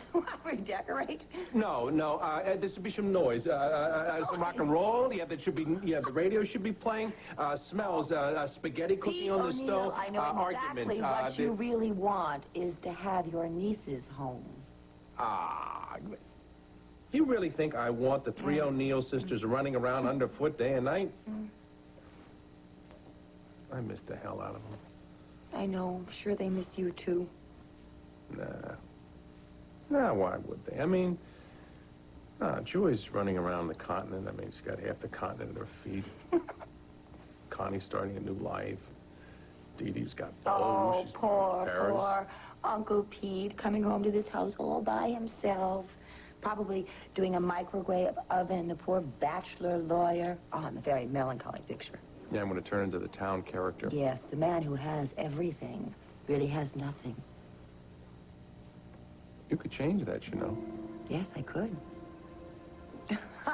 No, you stop that. You're making me feel sorry for you so you can say something sweet to me. Well, I'm a devious Irishman. Didn't you know that? And I'm a simple island girl. You know, Pam, when I was in the hospital, I had a lot of time to think. Oop, that's very dangerous. No, it's not. See, I realized that some things are worth taking a risk over. I realized that when all of a sudden I realized that Dee Dee and Connie were in that house with Jamie Sanders. I mean, think about it. 1 minute life can be so normal. The next minute, some madman can have a gun to the head of the people you love. Life's been known to be pretty treacherous. But it's beautiful, too. I mean, it really is, Pam. Especially if you're willing to take the risks. You know, how I feel about you has got to be about the worst-kept secret in Landview. I haven't changed my feelings. Except maybe they've grown deeper. Pete, I'm right in the middle of my divorce, working it out with Asa. I know that. But sometimes the middle is the best place to be. One life is over. And I'm kind of hoping that maybe you'll start a new life.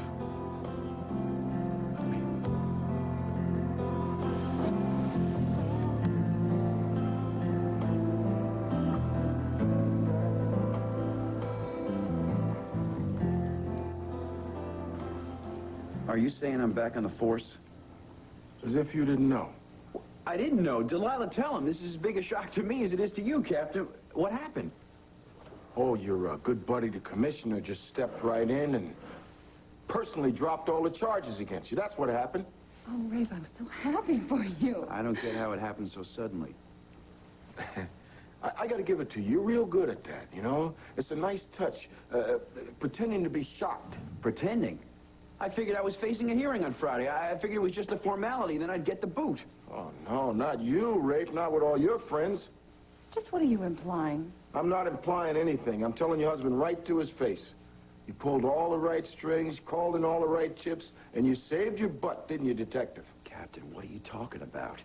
Influence, Detective. The way the Buchanan family uses it, just like axle grease. I mean, that's the way you keep the gears running smooth, right? That's what keeps you from taking your lumps like the rest of us. My husband doesn't have to defend himself. He hasn't done anything wrong. Honey, it's okay. Captain, you can think anything you want. I didn't ask anyone to bend the rules for me. Hell, you don't have to ask. Peddling influence just seems to come second nature to you and your buddies. You brought back this badge. But before I put it on, I'm still a civilian. And I could knock some sense into that head of yours. You sure you want to do that yourself, Rafe? Don't you want to call some of your friends Wait a to do minute. it for you? That's enough. Get out of the way, Delilah. He's asking for it. Stop it right now. He's just looking for an excuse to take your badge away again. Just calm. She's right.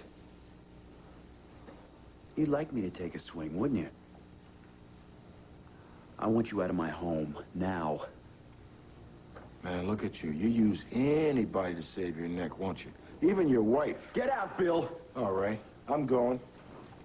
I'll tell you something, Garretson. From the minute you put that badge back on, I'm going to be watching you. And the next time you slip, nobody's going to be able to save you. Nobody!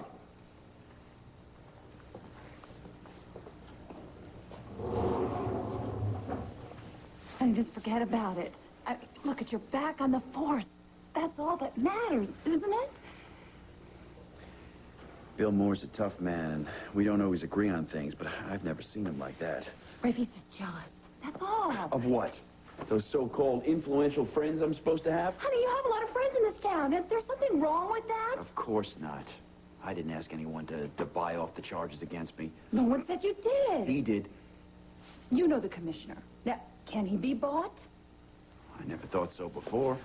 Rafe, listen, you've got a perfect record. He took that into consideration.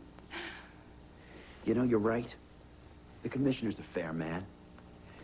He weighed my record against the captain's charges and decided I deserved my badge back.